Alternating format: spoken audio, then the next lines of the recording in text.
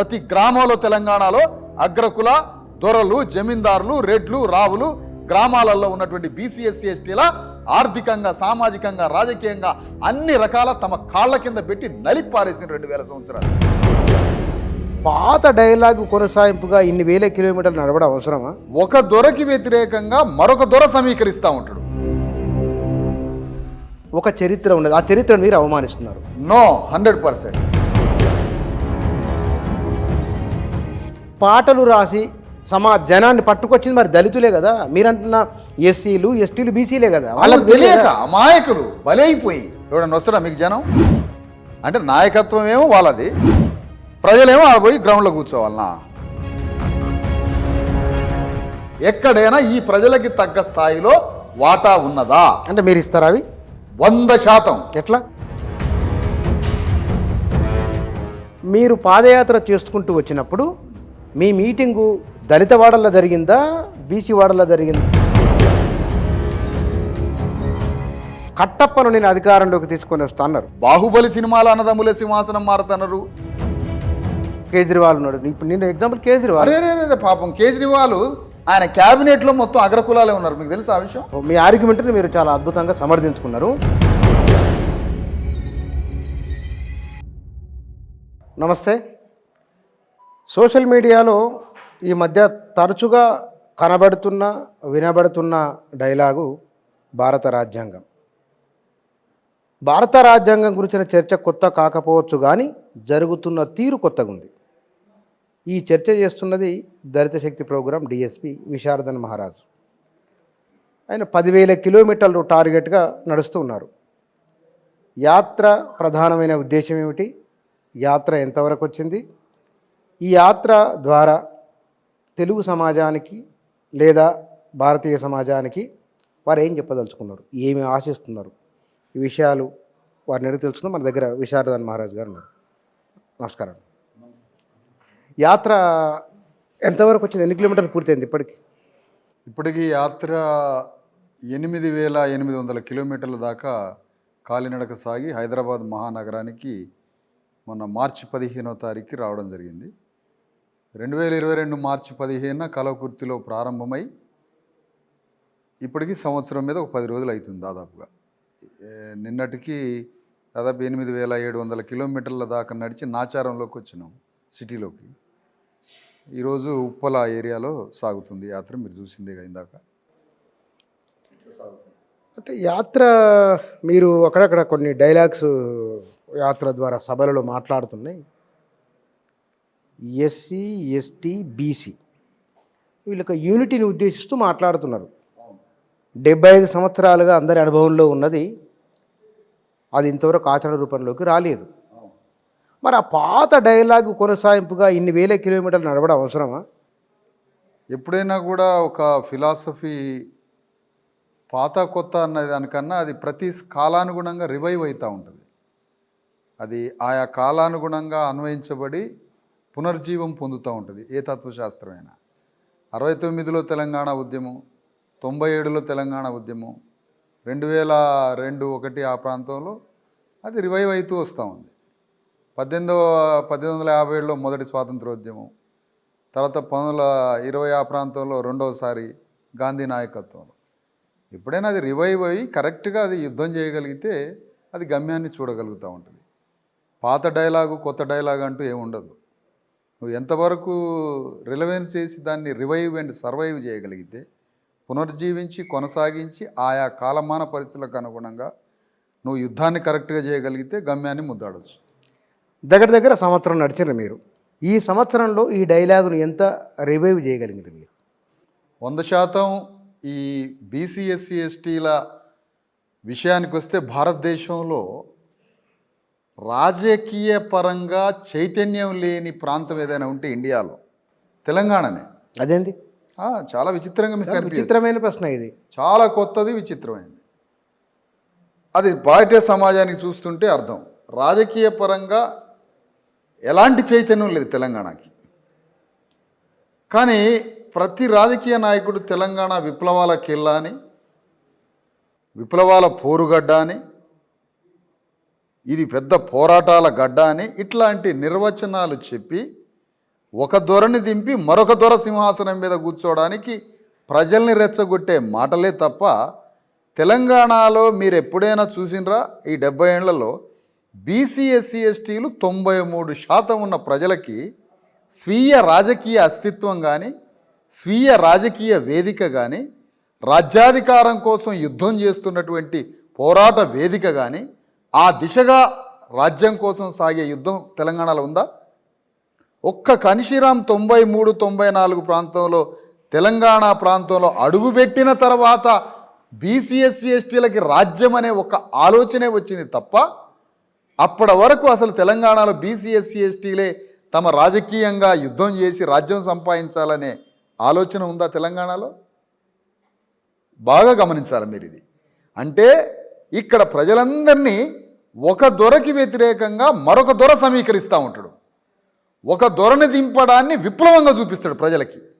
కానీ ఒక దొర దిగిపోయి మరో దొర సింహాసనం మీద కూర్చోవడమే తెలంగాణ సాగిన చరిత్ర మొత్తం. తెలంగాణలో అనేక పార్టీల రూపంలో, కమ్యూనిస్ట్ పార్టీ రూపంలో కావచ్చు, తెలుగుదేశం పార్టీ కావచ్చు, కాంగ్రెస్ కావచ్చు, బీజేపీ కావచ్చు, టీఆర్ఎస్ కావచ్చు, ప్రతి పొలిటికల్ యుద్ధంలో ఒక దొర దిగిపోతాడు, మరో దొర సింహాసనం మీద కూర్చుంటాడు. కానీ మీరు ఈవెన్ సాయుధ పోరాటం, ఈవెన్ అక్కడికి ఎనీవన్, మీరు అన్నమాట కొన్ని వేల మంది చనిపోయి, కొన్ని వేల గ్రామాలు విముక్తి జరిగి, కొన్ని వేల ఎకరాల భూపంపిణీ జరిగి, గ్రామ స్వరాజ్యాలు ఏర్పడి ఒక చరిత్ర ఉన్నది. ఆ చరిత్రను మీరు అవమానిస్తున్నారు.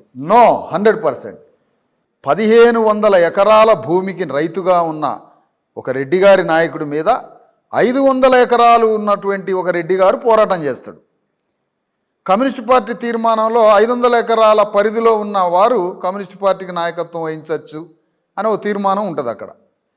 అప్పుడు 2000 ఎకరాలు 4000 ఎకరాలు ఉన్న కాంగ్రెస్ పార్టీ జమీందారీ రెడ్డి వెలమదొరలు కర్ణం దొరల మీదకి 500 ఎకరాలు ఉన్న కమ్యూనిస్ట్ పార్టీ రెడ్డి గారు నాయకత్వం మొదలు పెడతాడు. మొదలుపెట్టి ఆ ఊర్లో కాంగ్రెస్ పార్టీ దొరల కింద ఒక ఊర్లో కొంతమంది ఉంటారు, అదే ఊర్లో కమ్యూనిస్ట్ పార్టీ రెడ్డి గారు కొంతమంది ప్రజలను సమీకరించి ఆ ఊర్లో ఉన్న కాంగ్రెస్ జమీందారుని దింపి ఈ కమ్యూనిస్టు రెడ్డి గారు నాయకత్వంలోకి వస్తాడు. అంటే ఆ ఊర్లో ఉండే పోరాటం అంతా ఆ 3-4 జమీందారులు రెడ్డి గారుల మధ్యనే జరుగుతూ ఉంటుంది కార్యక్రమం అంతా, రాజకీయం. కానీ ఆ గ్రామానికి నాయకత్వం వహించడానికి అట్టడుగు కులాల నాయకత్వం మాత్రం గ్రామాల్లో వహించారు. కానీ మీరు ఇక్కడ అన్నమాటకు ఈ తెలంగాణలో జరిగిన పలు రకాల ఉద్యమాలకు, విప్లవోద్యమాల నుంచి మొదలుకుంటే సాహిత్యాన్ని, కథ, పాట అందిస్తున్నంత కూడా వీళ్ళే కదా. పాటలు, సాహిత్యం. ఒక యుద్ధం చేయాలన్నప్పుడు ఆయుధాలు తయారు చేస్తున్నాం కదా, అంటే ఆయుధాలు తయారు చేయడమా కావాల్సింది? యుద్ధానికి నాయకత్వం వహించి సింహాసనం మీద కూర్చొనే వీరుడా కావాల్సింది? ఎవరు కావాలా? ఒక యుద్ధం జరుగుతుంటుంది సార్, యుద్ధం జరుగుతూ ఉంటే అరే మీరంతా ఎస్సీ ఎస్టీ బీసీలేగా కత్తులు తయారు చేసేదంటే, మరి బీసీ ఎస్సీ ఎస్టీలు కత్తులు కటారులు తయారు చేసి ఇస్తారు. ఆ కత్తుల కటారులతోటి పెద్ద పెద్ద నాయకులు యుద్ధం చేసి రాజసింహాసనం మీద కూర్చుంటారు. కత్తులు తయారు చేసింది బీసీ ఎస్సీ ఎస్టీలేగా అంటే మీరు అనేది అదే కదా. అంటే మీరు వాళ్ళ మా ప్రజలంతా పాటమ్మ పాటమ్మ ప్రాణమే అని పాడుతుంటారు.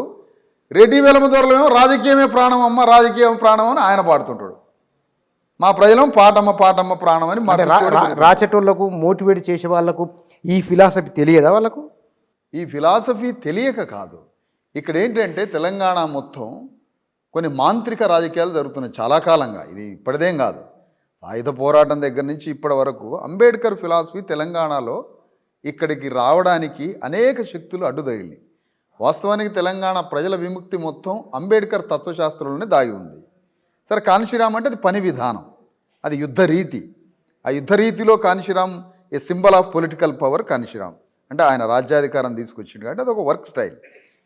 అట్లనే ఇక్కడ ఏమైందంటే సార్, తెలంగాణలో అంబేద్కర్ తత్వశాస్త్రం ద్వారా మాత్రమే, ఫూలే అంబేద్కర్ ఐడియాలజీతో మాత్రమే ఇక్కడ బీసీ ఎస్సీ ఎస్టీలకి విముక్తి దాగి ఉన్నది. కానీ ఇక్కడ అంబేద్కర్ వచ్చినప్పుడు అంబేద్కర్ని అగ్రకులాల శక్తులు ఎవరూ రిసీవ్ చేసుకోలే.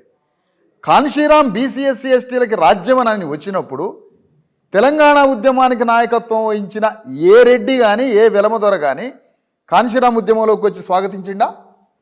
అంటే మొదటిసారిగా కాన్షీరామ్ తెలంగాణలో అడుగుపెట్టి బీసీ ఎస్సీ ఎస్టీల రాజ్యాన్ని పరిపాలించాలని కాంశీరాం చెప్తుంటే ఈరోజు తెలంగాణ ఉద్యమానికి నాయకత్వం వహించిన ఒక్క నాయకుడు కాంశీరాం దగ్గరికి ఎందుకు పోలే?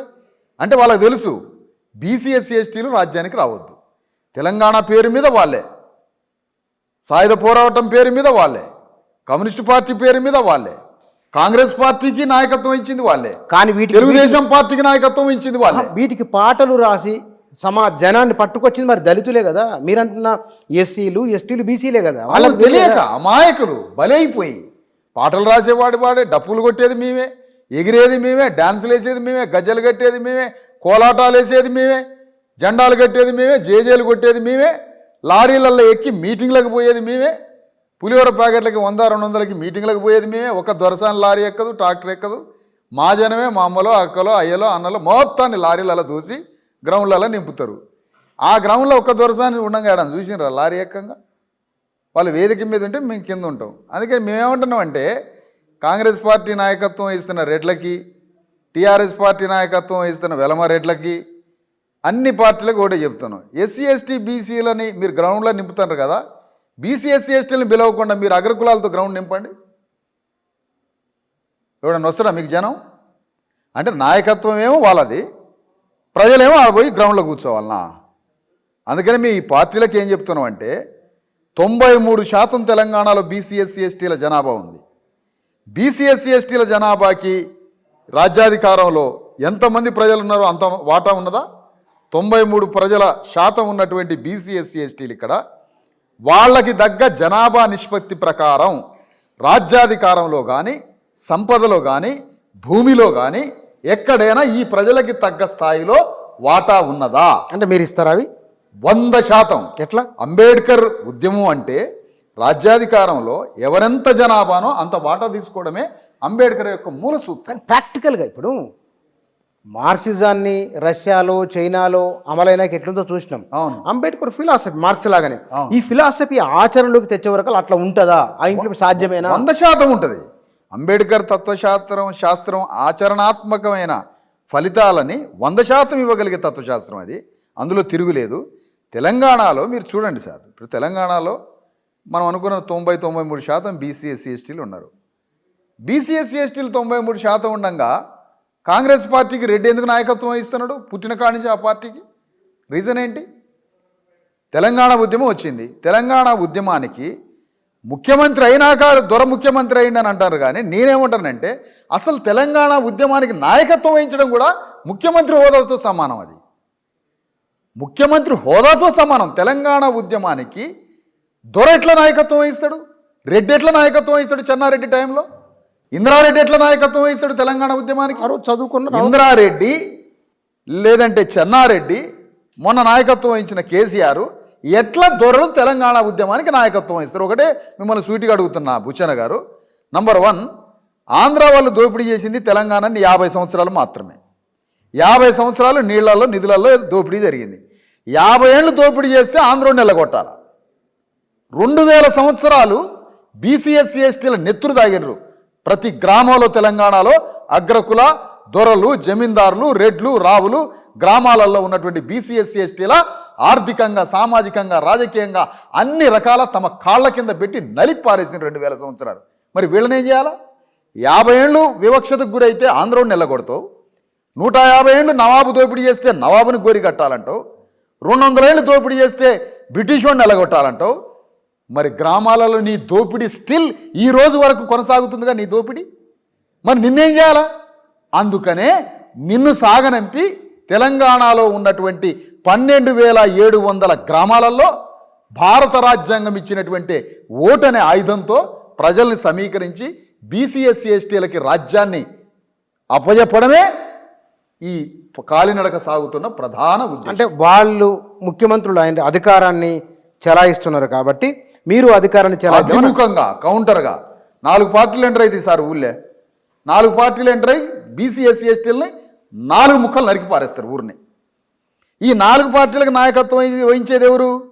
ఓ రెడ్డి కుటుంబాలు, ఓ వెలమ కుటుంబం, ఓ కర్ణం గారు, 3-4 కలిసి దొరలు కలిసి ఊరిని 4 ముక్కలు చేసి, ఒక ఆయన కమ్యూనిస్ట్ పార్టీ నుంచి, ఒక ఆయన టీఆర్ఎస్ నుంచి, ఒక ఆయన తెలుగుదేశం నుంచి, ఒక ఆయన కాంగ్రెస్ నుంచి, ఒక ఆయన టీఆర్ఎస్ నుంచి 5 దొరలు ఆ ఊరికి నాయకత్వం వహిస్తారు. మరి ఆ ఊర్లో బీసీ ఎస్సీ ఎస్టీలు లీడర్షిప్ చేద్దా? చేయొచ్చు. కానీ ఒక ప్రశ్న, మీరు పదే పదే అదే అంటున్నారు. ఆ, కమ్యూనిస్టు పార్టీని నమ్ముకొని ఆ, ఆస్తులు కోల్పోయిన వాళ్ళు, ఆ. ప్రాణాలు కోల్పోయిన వాళ్ళు కూడా ఉన్నారు కదా, వాళ్ళను వీళ్ళని ఒక ఘటన గట్టి చూడడం సబబేనా? మంచి మాట అన్నారు సార్. ఎక్కడో చుక్కల్లో చంద్రుడిని ఒక్కడిని పట్టుకొని వచ్చి మొత్తానికి అంటగడితే ఎట్లా సార్? ఎక్కడన్నా ఒకళ్ళు అక్కడొకళ్ళు త్యాగం చేసినటువంటి వీరులు ఎవరైనా ఉంటే ఆ వీరుల్లోని గుండెల్లో పెట్టుకొని కాపాడుకుంటాం మేము. 100% కాపాడుతాం. వేమన ఉన్నాడు సార్, యోగి వేమారెడ్డి గారు. అట్టడుగు వర్గాలందరినీ సమీకరించిండు, అట్టడుగు వర్గాలు పై వర్గాల మీద మాట్లాడిండు, ఒక హేతుబద్ధంగా ఒక మానవత్వంగా మాట్లాడిండు. యోగి వేమన్ని ఆరాధిస్తాం, రెడ్డే కదా ఆయన. మాకు కూడా అనేక గ్రామాల్లో ఒకళ్ళిద్దరు రెడ్లు అక్కడక్కడ సహకరించే వాళ్ళు ఉన్నారు. కమ్యూనిస్ట్ పార్టీలలో త్యాగం చేసిన ఒకళ్ళిద్దరు రెడ్లు ఉన్నారు, వాళ్ళకి రెస్పెక్ట్ చేస్తాం. కానీ ఇంత పాలసీ మ్యాటర్ ఏంటి? విధానం ఒకటి ఉంటుంది కదా, ఆ విధానంలో ఏంటో కావాలి కదా మనకి. అందుకని మేమేమంటున్నామంటే తెలంగాణలో నాయకత్వం వహించే పార్టీలు ఏవైతే ఉన్నాయో 93% బీసీ ఎస్సీ ఎస్టీలు ఉండగా ఈ పార్టీలకి అగ్రకులాలు ఎట్లా నాయకత్వం వహిస్తారు? ఇక్కడ ఆగుదాం మనము. మీరు పాదయాత్ర చేసుకుంటూ వచ్చినప్పుడు మీ మీటింగు దళిత వాడల్లో జరిగిందా, బీసీ వాడల్లో జరిగిందా? మీకు భోజనం పెట్టింది ఎవరు, మిమ్మల్ని చూసింది ఎవరు? ఫ్యాక్ట్ చెప్పండి. దీన్ని బట్టి మనం ఎగ్జాక్ట్లీ మాకు జనరల్గా మా ఉద్యమం ప్రజా ఉద్యమం. అట్టడుగు వర్గాల యొక్క సహకారంతో భాగస్వామ్యంతో అట్టడుగు వర్గాలకే సమస్త విముక్తిని ఇచ్చి రాజ్యం అప్పచెప్పే ప్రజా ఉద్యమం, పీపుల్ మూమెంట్. ప్రజా ఉద్యమంలో ఎట్లుంటుంది? ప్రజా ఉద్యమం అంటే ప్రజల భాగస్వామ్యంతో నడుస్తూ ఉంటుంది. అందుకని మేము పునాది ఏర్పాటు చేసుకుంది దళితులలోనే. దళితులు అంటే అదొక నిర్వచనం. ఎక్కువ షెడ్యూల్ క్యాస్ట్ నుంచే. ఆ తర్వాత రెండవ దశలో బీసీలను సమీకరిస్తున్నాం. ఇప్పుడు రెండో దశలో ఉన్నాం, బీసీలను సమీకరించే పనిలో ఉన్నాం. మొదటి దశలో మాదిగల్ని, ఆ తర్వాత మాలల్ని, తర్వాత బీసీలని నిర్మించుకుంటూ పోతున్నాం. ఎక్కువగా దళితులు అంటే అట్టడుగు కులాలు అనేటువంటి మాదిగల ద్వారా ముందు గ్రామం నిర్మాణం, మాదిగలు ఇద్దరూ కలిసి బీసీలని అందరినీ నిర్మించి వాళ్ళు స్వాగతం పలికి యాత్రకు సంబంధించినటువంటి కార్యక్రమాలన్నీ చేస్తుంటారు. దాంట్లో ముందు వరుసలో మాదిగలు ఉంటారు. ఇప్పుడు మనకి ఫస్ట్ ఒక వారు జరుగుతున్నప్పుడు ఫస్ట్ ప్రాలిటేరియట్ అంటే రెక్కలే ఆస్తిగా బతికే కూలీనాలి వాయించినటువంటి వాడే ప్రథమ శ్రేణి అగ్రగామి నాయకత్వంలో ఉండాలి ఎప్పుడైనా కూడా. అది కమ్యూనిస్ట్ పార్టీలో వాళ్ళు నిర్వచించింది కూడా అదే, స్టాలిన్ లెనిన్లు చెప్పింది కూడా అదే. అగ్రశ్రేణి అంటే మనం ఒక యుద్ధం చేస్తున్నప్పుడు మొదటి వరుసలో ఉండే అగ్రగామి సైన్యం ఎవరై ఉండాలి? అట్టడుగు శ్రామికుడు అయిన వాడే నాయకత్వం వహించాలి. అట్లనే ఇక్కడ మాదిగలు అట్టడుగు సామాజిక వర్గం, మాదిగలు, మాలలు, బీసీలు. అందులో మాదిగలు మొదటి వరుసలో ఉండే సైన్యం కాబట్టి నాయకత్వం వాళ్ళే తీసుకొని పనిచేస్తూ ఉన్నారు. అందులో తప్పేముంది? కానీ ఇక్కడ ఇవన్నీ ఈ ఒక అంశం, బీసీలు తొలి దశలో వీళ్ళు వచ్చిండ్రు. అక్కడక్కడ కొంతమంది రెడ్లు కూడా అన్నారు మీరు ఇందాక. అక్కడక్కడ కొంతమంది అగ్రకులాలు కూడా అన్నారు. అక్కడక్కడ అంటే ఎంతమంది, ఎంత మోతాదు? మొత్తం కలిపి ఏళ్ల మీదనే ఉంటారు సార్. మొత్తం ఇప్పటి వరకు తెలంగాణలో మాకు అక్కడక్కడ సహకరించే వాళ్ళు మొత్తం కొడితే 100 మంది కూడా లేరు అగ్రకులాలు. కానీ బీసీలు ఇప్పుడిప్పుడు, ఎందుకంటే వాళ్ళ జీవితం వాళ్ళకి ఒక సాంస్కృతిక నేపథ్యం ఒక ఉంటుంది, దాన్ని బట్టే ఉంటుంది. కాబట్టి బీసీలు ఇప్పుడిప్పుడు ప్రవేశిస్తున్నారు మా ఉద్యమంలోకి, ఆకర్షితులు అవుతున్నారు, మేము చెప్పే సత్యాన్ని వింటున్నారు, ఉద్యమంలోకి వస్తున్నారు. వాళ్ళ అండదండలు భాగస్వామ్యంతో నడుస్తూ ఉంది. ఇప్పుడిప్పుడు ప్రవేశం జరుగుతూ ఉంది. కానీ బహుశా మీరు ఏదో మీటింగ్లలో నాకు గుర్తు లేదు, మొత్తము ఒక పురాణ ఇతిహాసాల పాత్రల పేరు చెబుతూ అప్పుడు వరల్డ్ ప్రపంచవ్యాప్తంగా వచ్చిన సినిమా, నిన్న ఆస్కార్ అవార్డు అందుకున్న సినిమా మన డైరెక్టర్ రాజమౌళి. అవును సార్. కట్టప్పను నేను అధికారంలోకి తీసుకొని వస్తా అన్నారు. అవును సార్. కట్టప్పను తీసుకొని రావడం అనేది ఒక పర్వతాన్ని గుంజవచ్చునేమో కానీ కట్టప్పను సింహాసనం ఎక్కించడం సాధ్యమయ్యే పనేనా? మంచి మాట సార్. కట్టప్ప అనే నిర్వచనాన్ని నేను మొదటిసారిగా వనపర్తిలో 2017లో నిర్వచిస్తూ మాట్లాడాను. వనపర్తి మొదట 5,000 కిలోమీటర్ల పాదయాత్ర ప్రారంభంలో మాట్లాడాను. కారణం ఏంటంటే, మీకు ఆ సినిమాలో కట్టప్ప ఉన్నటువంటి బాహుబలి సినిమాలో యుద్ధం ఎవరెవరి మధ్య సార్? అన్నదమ్ములు ఇద్దరు, వాళ్ళిద్దరు అన్నదమ్ములు. బాహుబలి సినిమాలో అన్నదమ్ములు ఇద్దరు అంటే రాజ్యం ఎటు మారాలి? అన్నదమ్ముల మధ్యనే సింహాసనం మారుతూ ఉంది. మహాభారతంలో సింహాసనం ఎవరి మధ్య మారుతూ ఉంది? అన్నదమ్ముల మధ్యనే సింహాసనం మారుతూ ఉంది. కురు పాండవులు అంటే రాజ్యం పాండవుల చేతిలో అన్న ఉండాలి, లేదా కౌరవుల చేతిలోనే ఉండాలి. ఈ ఇద్దరు ధర్మాధర్మాల పేరు మీద పాండవుల చేతిలో రాజ్యం అని ఉండాలి, కౌరవుల చేతిలోనే ఉండాలి. కానీ బర్బరీకుడి చేతిలో మాత్రం ఉండడానికి వీల్లేదు. బర్బరీకుడు అనేవాడు మూలవాసి, యుద్ధం చేయడానికో పిలుస్తారు పాండవులు. బర్బరీకుడితో యుద్ధం చేయించాలి, బర్బరీకుడి యొక్క మహా శారీరక బలాఢ్యుడితోటి యుద్ధం చేయించి రాజ్యం తెచ్చి పాండవుల చేతిలో పెట్టాలట. కానీ యుద్ధం మాత్రం చేసి రాజ్యం అన్నదమ్ములకు ఉపజెప్పాలి. అన్నదమ్ములే సింహాసనం మారుతారు.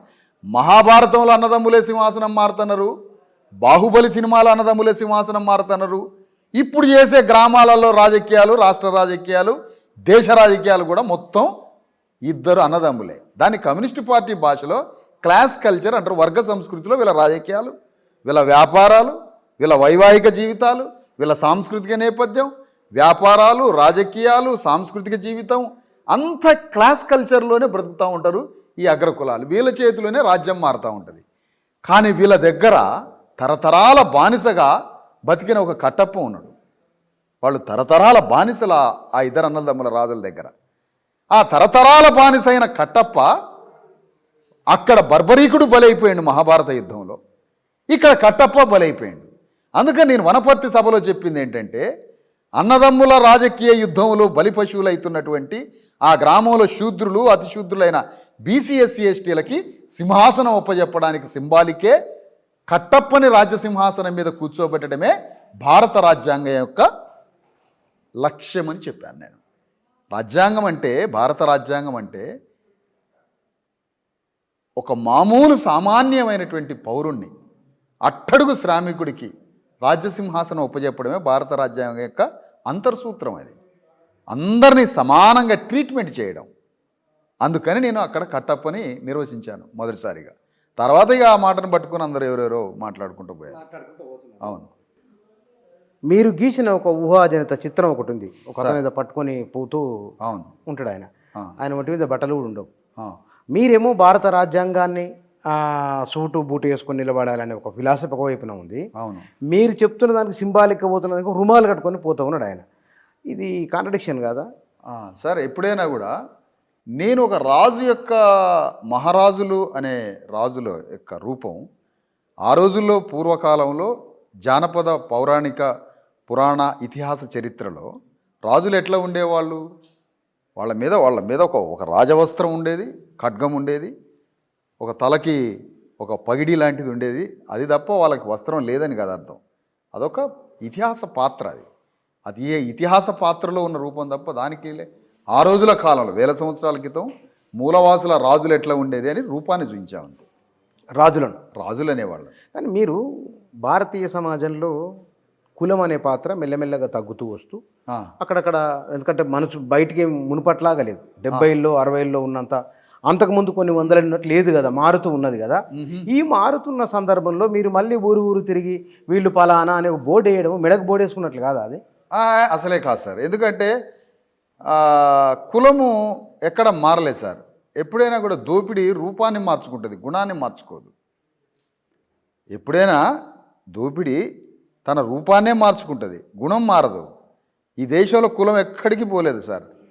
ఈ దేశానికి రాష్ట్రపతి ప్రణబ్ ముఖర్జీ అనేది పేరు అనుకున్నాం మనం, అమాయకులం కదా, పేరు అనుకున్నాం. ముఖర్జీ అంటే కులనామం. మమతా బెనర్జీ అంటే కులనామం. చటర్జీ కులనామం. చతుర్వేది, ద్వివేది కులనామాలు ఇవి. రవీంద్రనాథ్ ఠాగూర్ పేరు అనుకున్నాం మనం, అమాయకులం. పేరు కాదు ఠాగూర్ అనేది కులం. కానీ నేను కులనామాన్ని పెట్టలే, మన జాతి ప్రజలకి కులనామాన్ని పెట్టలే. అయ్యా, మీరు ఒకప్పుడు ఈ భూమి మీద మహారాజులుగా బ్రతికారు, మహారాజుల చరిత్ర ఉందని వాళ్ళ పౌరాణిక ఇతిహాస గాథల్ని బయటికి తీసి వాళ్ళలో న్యూనతని పోగొట్టి వాళ్ళలో ఆత్మబలాన్ని, ఆత్మశక్తిని ఇవ్వడానికి, సోల్ ఎనర్జీని ఇవ్వడానికి, వాళ్ళకు సోల్ ట్రైనింగ్లో పెంచడానికి వాళ్ళకి మహారాజు అని నామకరణం చేస్తూ మీరు మహారాజులు అని చెప్తున్నాం. అంటే పౌరాణిక గాథల్లో ఉన్నటువంటి మూలాల్లోకి ఏమో పొమ్మంటారు, భారతీయ మూలాల్లోకి పోండి అంటే మరి నా పూర్వీకులు రాజులన్న మూలాల్లోకి నేను పోవద్దా? భారతీయ మూలాల్లో కంటే ఎందులో పోవాలి నేను? మూలాకుంటే కులాన్ని పట్టుకొని రమ్మని చెప్పి మాట్లాడదాం. కులం కాదు కదా అది. అయ్యో మరి ఇంకేం? అరే ఆ యొక్క నేపథ్యంలో తరతరాల క్రితం రాజులు అని చెప్పుకోవడం కుల నేపథ్యం ఎట్లయితే? కుల నేపథ్యం అయిద్దా? కాదే. అందులో ఒకటి పీడితుడు నేను ఫలానా పీడనకి గురయ్యాను అని పీడితుడు చెప్పుకోవడం కులం కాదు అక్కడ. ఇప్పుడు ఒక పేదవాడని చెప్పుకోవడం, తన వర్గాన్ని అంటే తన పేదల యొక్క వర్గాన్ని చెప్పుకోవడం తప్పెట్లయితుంది? అట్లనే కులాలలో దోపిడీ చేసే కులాలు ఉంటాయి, దోపిడీకి గురయ్యే కులాలు ఉంటాయి.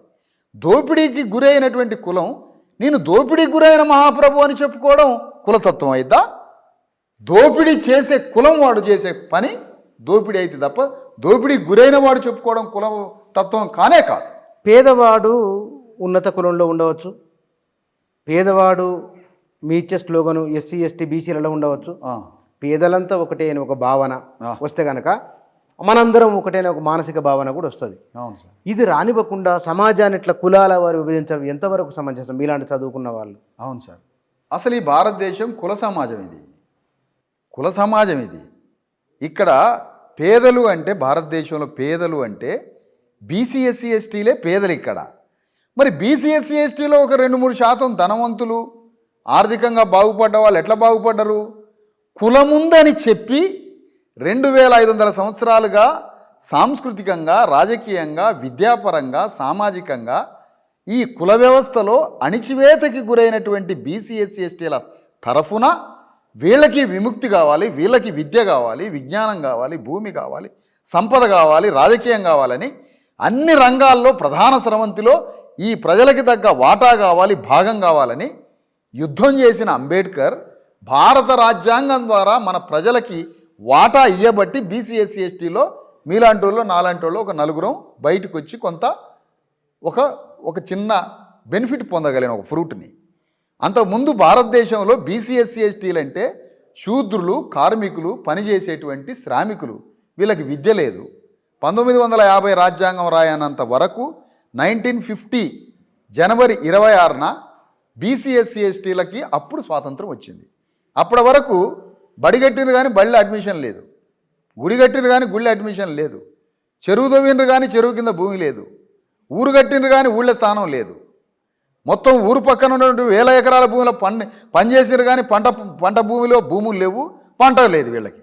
అలాంటి ప్రజలు రాజ్యాంగంలో అలాంటి ప్రజలకి చదువులో, భూమిలో, సంపదలో, రాజ్యంలో, జ్ఞానంలో అన్నింటిలో ఆయా ప్రజలకి దామాషా ప్రకారం రిజర్వేషన్ల ప్రకారం వాటా ఇవ్వబట్టి బీసీ ఎస్సీ ఎస్టీల్లో కొంతమంది బాగుపడ్డరు. అప్పటి వరకు బీసీ ఎస్సీ ఎస్టీలో రాజ్యాంగం రాయకముందు పేదలే. ఇక ధనవంతుల విషయం, అగ్రవర్ణాల విషయానికి వస్తే 1950 వరకు అగ్రకులాలు ఈ సమాజంలో బెనిఫిషియర్ సిస్టంలో ఉన్నారు. అంటే అట్టడుగు వర్గాల యొక్క శ్రమతో లబ్ధి పొందే వ్యవస్థలో ఉన్నారు వాళ్ళు. అందుకని ఆ వ్యవస్థలో వాళ్ళు ఉన్నారు కాబట్టి వీళ్ళు దోపిడీకి గురవుతుంటారని ఈ అట్టడుగు వర్గాలకు రాజ్యాంగం రిజర్వేషన్లు ఇచ్చింది. ఇప్పుడు అందులో ఎవరైనా ఒకళ్ళు పేదలు ఉన్నారనుకోండి, ఆ పేదలైన వారు అట్టడుగు వర్గాలను ప్రేమించి, అట్టడుగు వర్గాలను కూడా వాళ్ళని ప్రేమించి ప్రజాస్వామికవాదులు ఉంటే వాళ్ళను కూడా మేము కలుపుకొని ఉద్యమం చేయడం రెడీ. కానీ ఇక్కడ బేసిక్ ఏంటంటే ఇండియన్ సిస్టమ్ క్యాస్ట్ సిస్టమ్. ఇది క్యాస్ట్ ముట్టుకోకుండా ఎవరు రాజకీయాలు చేశారో చెప్పండి దేశంలో? ఒక పేరు చెప్తారా? క్యాస్ట్ టచ్ చేయకుండా రాజకీయాలు చేసింది ఎవరు? కమ్యూనిస్టులు ఉన్నారు, కేజ్రీవాల్ ఉన్నాడు. ఇప్పుడు నేను ఎగ్జాంపుల్ కేజ్రీవాల్. అరే పాపం కేజ్రీవాల్ సామాన్యుడు ఏదా మఫ్లర్ కట్టుకునే మీరు అనే కేజ్రీవాల్ అతనే కదా. ఆయన సామాన్యుడు అని అంటూనే ఆయన క్యాబినెట్లో మొత్తం అగ్రకులాలే ఉన్నారు. మీకు తెలుసు ఆ విషయం? చీపురి కట్ట అనే సింబల్ తీసుకొని సామాన్యుడికి రాజ్యం అని అట్టడుగు కులాలకు ఒప్పచెప్పిండా రాజ్యం, అగ్రకులాలకు ఒప్పచెప్పిండా? సామాన్యులే అంటే రాజ్యాంగం ప్రకారం అట్టడుగు కులాలు ఉన్నాయని రాజ్యాంగమే నిర్వచించిందే. మరి అలాంటి అట్టడుగు వర్గాలు నువ్వు రేషన్ కార్డు ఎవరికి ఇస్తున్నావు? అట్టడుగు బీసీ ఎస్సీ ఎస్టీలకు ఇస్తున్నావు. గవర్నమెంట్ స్కూల్స్లో అడ్మిషన్స్ పిల్లలు పొందేది ఎవరు? బీసీ ఎస్సీ ఎస్టీలు. అంటే పేదలకు సంబంధించిన పథకాలలో బీసీ ఎస్సీ ఎస్టీలు ఉంటారు కానీ కేజ్రీవాల్ మాత్రం రాజ్యాన్ని బీసీ ఎస్సీ ఎస్టీలకి ఇయ్యడా? నువ్వు పేదలు బీసీ ఎస్సీ ఎస్టీలు అంటున్నావు, మరి ఆ పేదల బీసీ ఎస్సీ ఎస్టీల చేతిలో రాజ్యం ఎందుకు ఒప్పచెప్పట్లే కేజ్రీవాల్? కమ్యూనిస్టులు కూడా, మీరు అంటున్న కమ్యూనిస్టులు కూడా. అంటే మీరు పేదలైన బీసీ ఎస్సీ ఎస్టీలని అంటారు కానీ రాజ్యం ఉపయోగపేది మాత్రం బీసీ ఎస్సీ ఎస్టీలకు ఉపయోగపడరు. అదేమి వైరుధ్యం? అందుకని ఈ దేశంలో ప్రతి రాజకీయ పార్టీ వాళ్ళేమో కులతత్వాన్ని పెంచి పోషించడానికి పైనున్న అగ్రవర్ణాలు రాజకీయాలు చేస్తున్నారు, మమ్మల్ని దోపిడీ చేస్తున్నారు, మేమెందుకు రాజ్యంలోకి రావద్దని అట్టడుగు వర్గాలను నేను సమీకరిస్తున్నా. అంటే కులము లేకుండా, కులతత్వం లేకుండా పోతున్నది మేము, అగ్రకులాలు కాదు. అది మీరు గుర్తుపెట్టుకోవాల్సిన అంశం. మీ ఆర్గ్యుమెంట్ని మీరు చాలా అద్భుతంగా సమర్థించుకున్నారు. కమ్యూనిస్టు పరిభాషకు మీరు వాడుతున్న పదజాలానికి కులము అనే ఒక అంశం తప్పిస్తే దాదాపు పదజాలం అట్లే ఉంది, ఆలోచన కూడా అట్లాగే ఉన్నది. ఆలోచన కాదు, ఎప్పుడైనా కూడా అట్టడుగు వర్గాల గురించి నిర్వచించేటప్పుడు ఒక కొత్త ప్రపంచాన్ని నిర్వచిస్తారు. ఎప్పుడైనా కూడా ఇప్పుడున్న సాంప్రదాయ దోపిడీ ప్రపంచం గురించి మాట్లాడరు. ఎందుకంటే ఒక న్యూ వరల్డ్ గురించి మాట్లాడతారు ఎవరైనా సరే. కొత్త తాత్వికత గురించి మాట్లాడాలంటే కొత్త ప్రపంచం గురించి మాట్లాడతాం. మార్క్సిజం అనేది ఒక ఫిలాసఫీ, అదొక కొత్త ప్రపంచం, ఒక నూతన ప్రపంచాన్ని నిర్మాణం చేసే ఒక తత్వశాస్త్రం, శ్రామికుల తత్వశాస్త్రం. అట్లనే అంబేద్కర్ది కూడా ఒక ప్రపంచం, ఒక తత్వశాస్త్రం. ఎవరి వర్గాలు వాళ్ళే. కమ్యూనిస్టు పార్టీ యొక్క గమ్యం, మార్క్స్ యొక్క గమ్యం, అంబేద్కర్ గమ్యాలు ఒకటే, కానీ గమనాలు వేరు, మార్గాలు వేరు. అందుకని బిట్టర్లీ అంబేద్కర్ టైంలో రష్యాలో అప్పుడే స్టాలిన్ నాయకత్వంలో అప్పుడు ఉద్యమం, లెనిన్ అప్పుడు చేసే ఆ సమయాల్లో అంబేద్కర్ ఉన్నాడు ఆ టైంలో.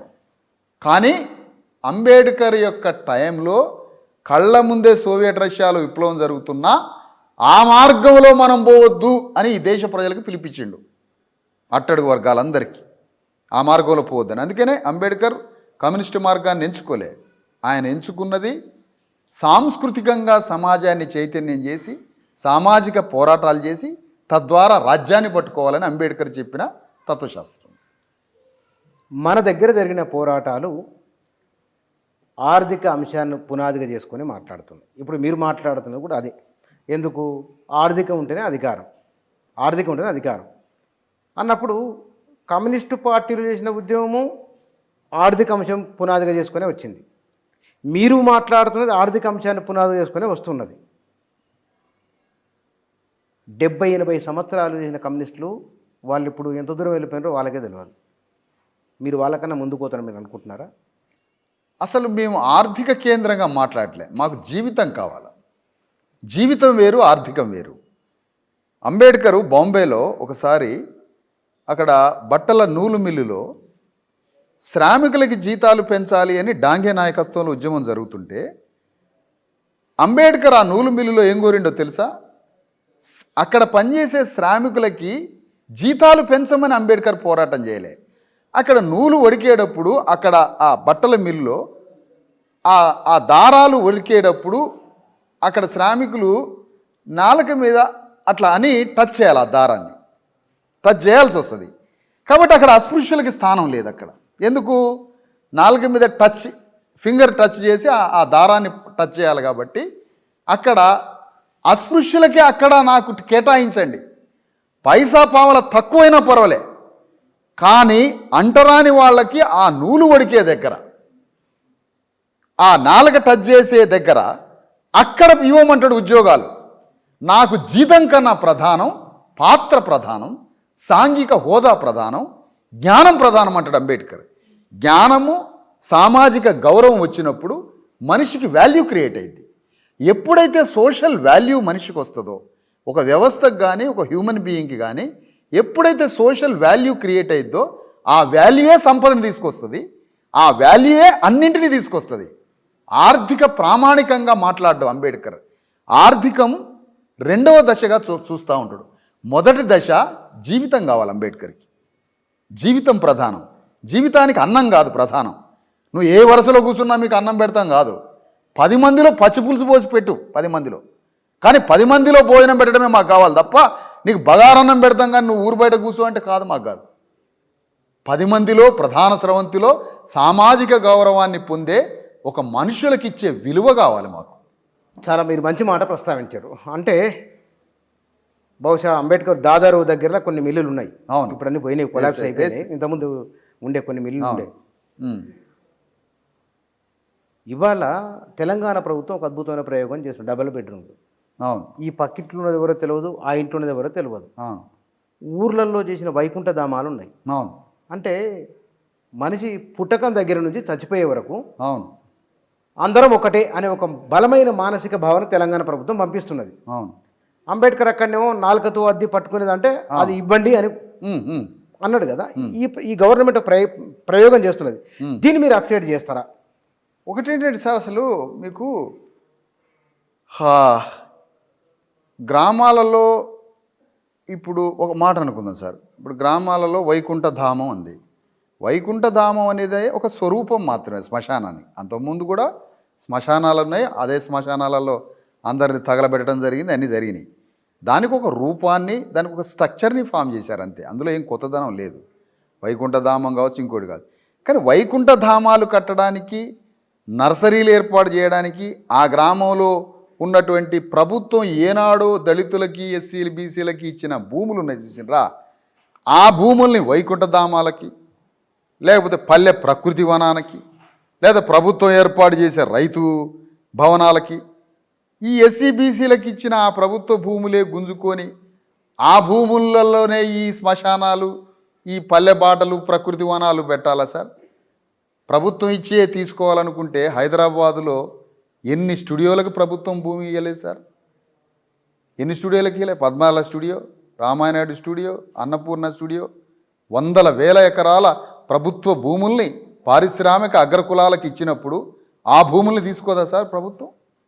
పల్లెటూరులో, గ్రామంలో ఓ అంటరాని వాడికో శూద్రుడికో 2 ఎకరాల భూమి ఇచ్చి అందులో ఏదో సాగు చేసుకొని బతుకుతుంటే ఆ ప్రభుత్వ భూమి గుంజుకోవడం న్యాయం అంటారా?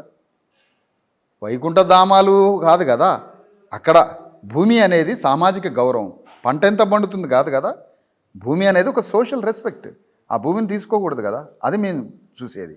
తర్వాత ఇక్కడ తెలంగాణ ఉద్యమాన్ని నడిపినప్పుడు శ్రీకృష్ణ రిపోర్ట్లో వరి పంటలు పండే విషయంలో కానీ, లేదంటే కొంత ఆర్థికంగా అభివృద్ధి చెందిన ప్రాంతం కానీ తెలంగాణ అభివృద్ధి చెందుతూ ఉంది అని శ్రీకృష్ణ కమిటీ రిపోర్ట్లో ప్యాడీ ఎక్కడెక్కడ పండుతుంది, వడ్లు ఎక్కడ పండుతున్నాయి, ఆర్థికంగా తెలంగాణలో తలసరి ఆదాయం శక్తి అవన్నీ ఎక్స్ప్లెయిన్ చేస్తున్న క్రమంలో ఇంకా వెనకబడి ఉంటే తెలంగాణ ఓ 10,000 కోట్ల ప్యాకేజో, లేదా 1,00,000 కోట్ల ప్యాకేజో, లేదా ఒక తెలంగాణ బోర్డు మీకు కేటాయిస్తే సరిపోతుంది కదా అన్నప్పుడు, అప్పుడు తెలంగాణ ఉద్యమానికి నాయకత్వం వహించినటువంటి చంద్రశేఖరరావు గారు ఏమన్నారంటే, మాకు ఆత్మగౌరవం ప్రధానం, మేము ఆర్థికంగా అభివృద్ధి చెందితే చెందొచ్చుగాక, కానీ మా తెలంగాణకి ఆత్మగౌరవం ప్రధానం, మేము మా తెలంగాణని మేమే పరిపాలించుకుంటాం అని ఆత్మగౌరవం పేరు మీద ఆర్థిక వనరులను కూడా 2వ కోణంలో చూసిండు అక్కడ. అంటే మాకు ఆర్థిక కోణం కన్నా ఇక్కడ ఆత్మగౌరవం ప్రధానం, మా తెలంగాణని మేము పరిపాలించుకుంటాం అన్నాడు. మేము కూడా ఇప్పుడు ఏమంటున్నామంటే, మాకు దళిత బంధు మరొక ఆర్థిక కార్యక్రమమో అవి కాదు ప్రధానం, మేము తెలంగాణని 93% ఉన్న బీసీ ఎస్సీ ఎస్టీలో మమ్మల్ని మేము పరిపాలించుకుంటాం. ఆనాడు ఆంధ్ర వాళ్ళకి ఏం పని ఇక్కడ రాజకీయాలతో అన్నారు. మేమంటున్నాం 93% ఉన్న బీసీ ఎస్సీ ఎస్టీల రాజ్యాధికారం కోసం మమ్మల్ని మేము పరిపాలించుకుంటాం, తెలంగాణ అగ్రకులాలకు ఏం పని అసలు ఈ రాజకీయాలతో అని మేమంటున్నాం. వినడానికి బాగుంది, ఇది వినడానికి బాగుంది. మీరు మాట్లాడుతుంటే కొన్నిసార్లు అరే చాలా అద్భుతంగా చెప్తున్నాను అనిపిస్తున్నది. వినడానికి సత్యం అట్లే అనిపిస్తుంది, సోలు కొట్టుకుంటుంది సత్యం. అట్లా కమ్యూనిస్టు పార్టీలు కార్మికులు ఏకంగమ్మన్నాయి, కమ్యూనిస్టు పార్టీలు పేదలు ఏకంగమ్మని చెప్తున్నాయి, మీరు శూద్రులు ఏకంగమని చెప్తున్నారు. అవును, 70 ఏళ్ళు చెప్పినా కాలేదు. అవును, మీరు 10,000 కిలోమీటర్లు నడిచి అవుతారా ఏకం? Is it possible?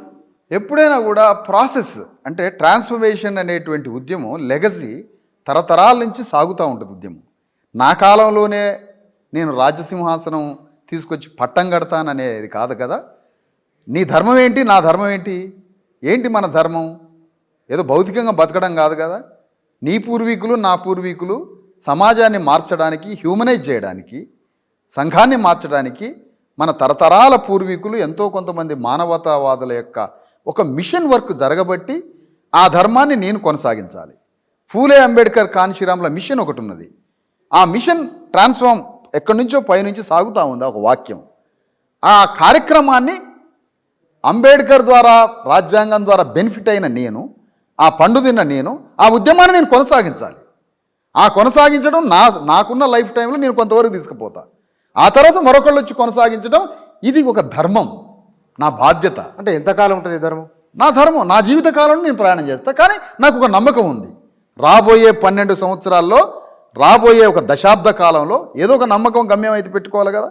అది జరగద్దా జరగదా 100% జరిగిద్దా కాదు, కానీ లక్ష్యం మాత్రం డిఎస్పి లక్ష్యం తెలంగాణలో దశాబ్ద కాలంలో 10 సంవత్సరాల్లో బీసీ ఎస్టీల, ఎస్సీ ఎస్టీల 93% ఉన్న బీసీ ఎస్సీ ఎస్టీ 3.5 కోట్ల మంది ప్రజల చేత రాజ్యాధికారానికి రావాలి, రాజ్యంలోకి వస్తామనే నమ్మకంతో రాబోయే 10 ఏళ్లలో మేము ఆ కోరికతో ప్రయాణం చేస్తాం.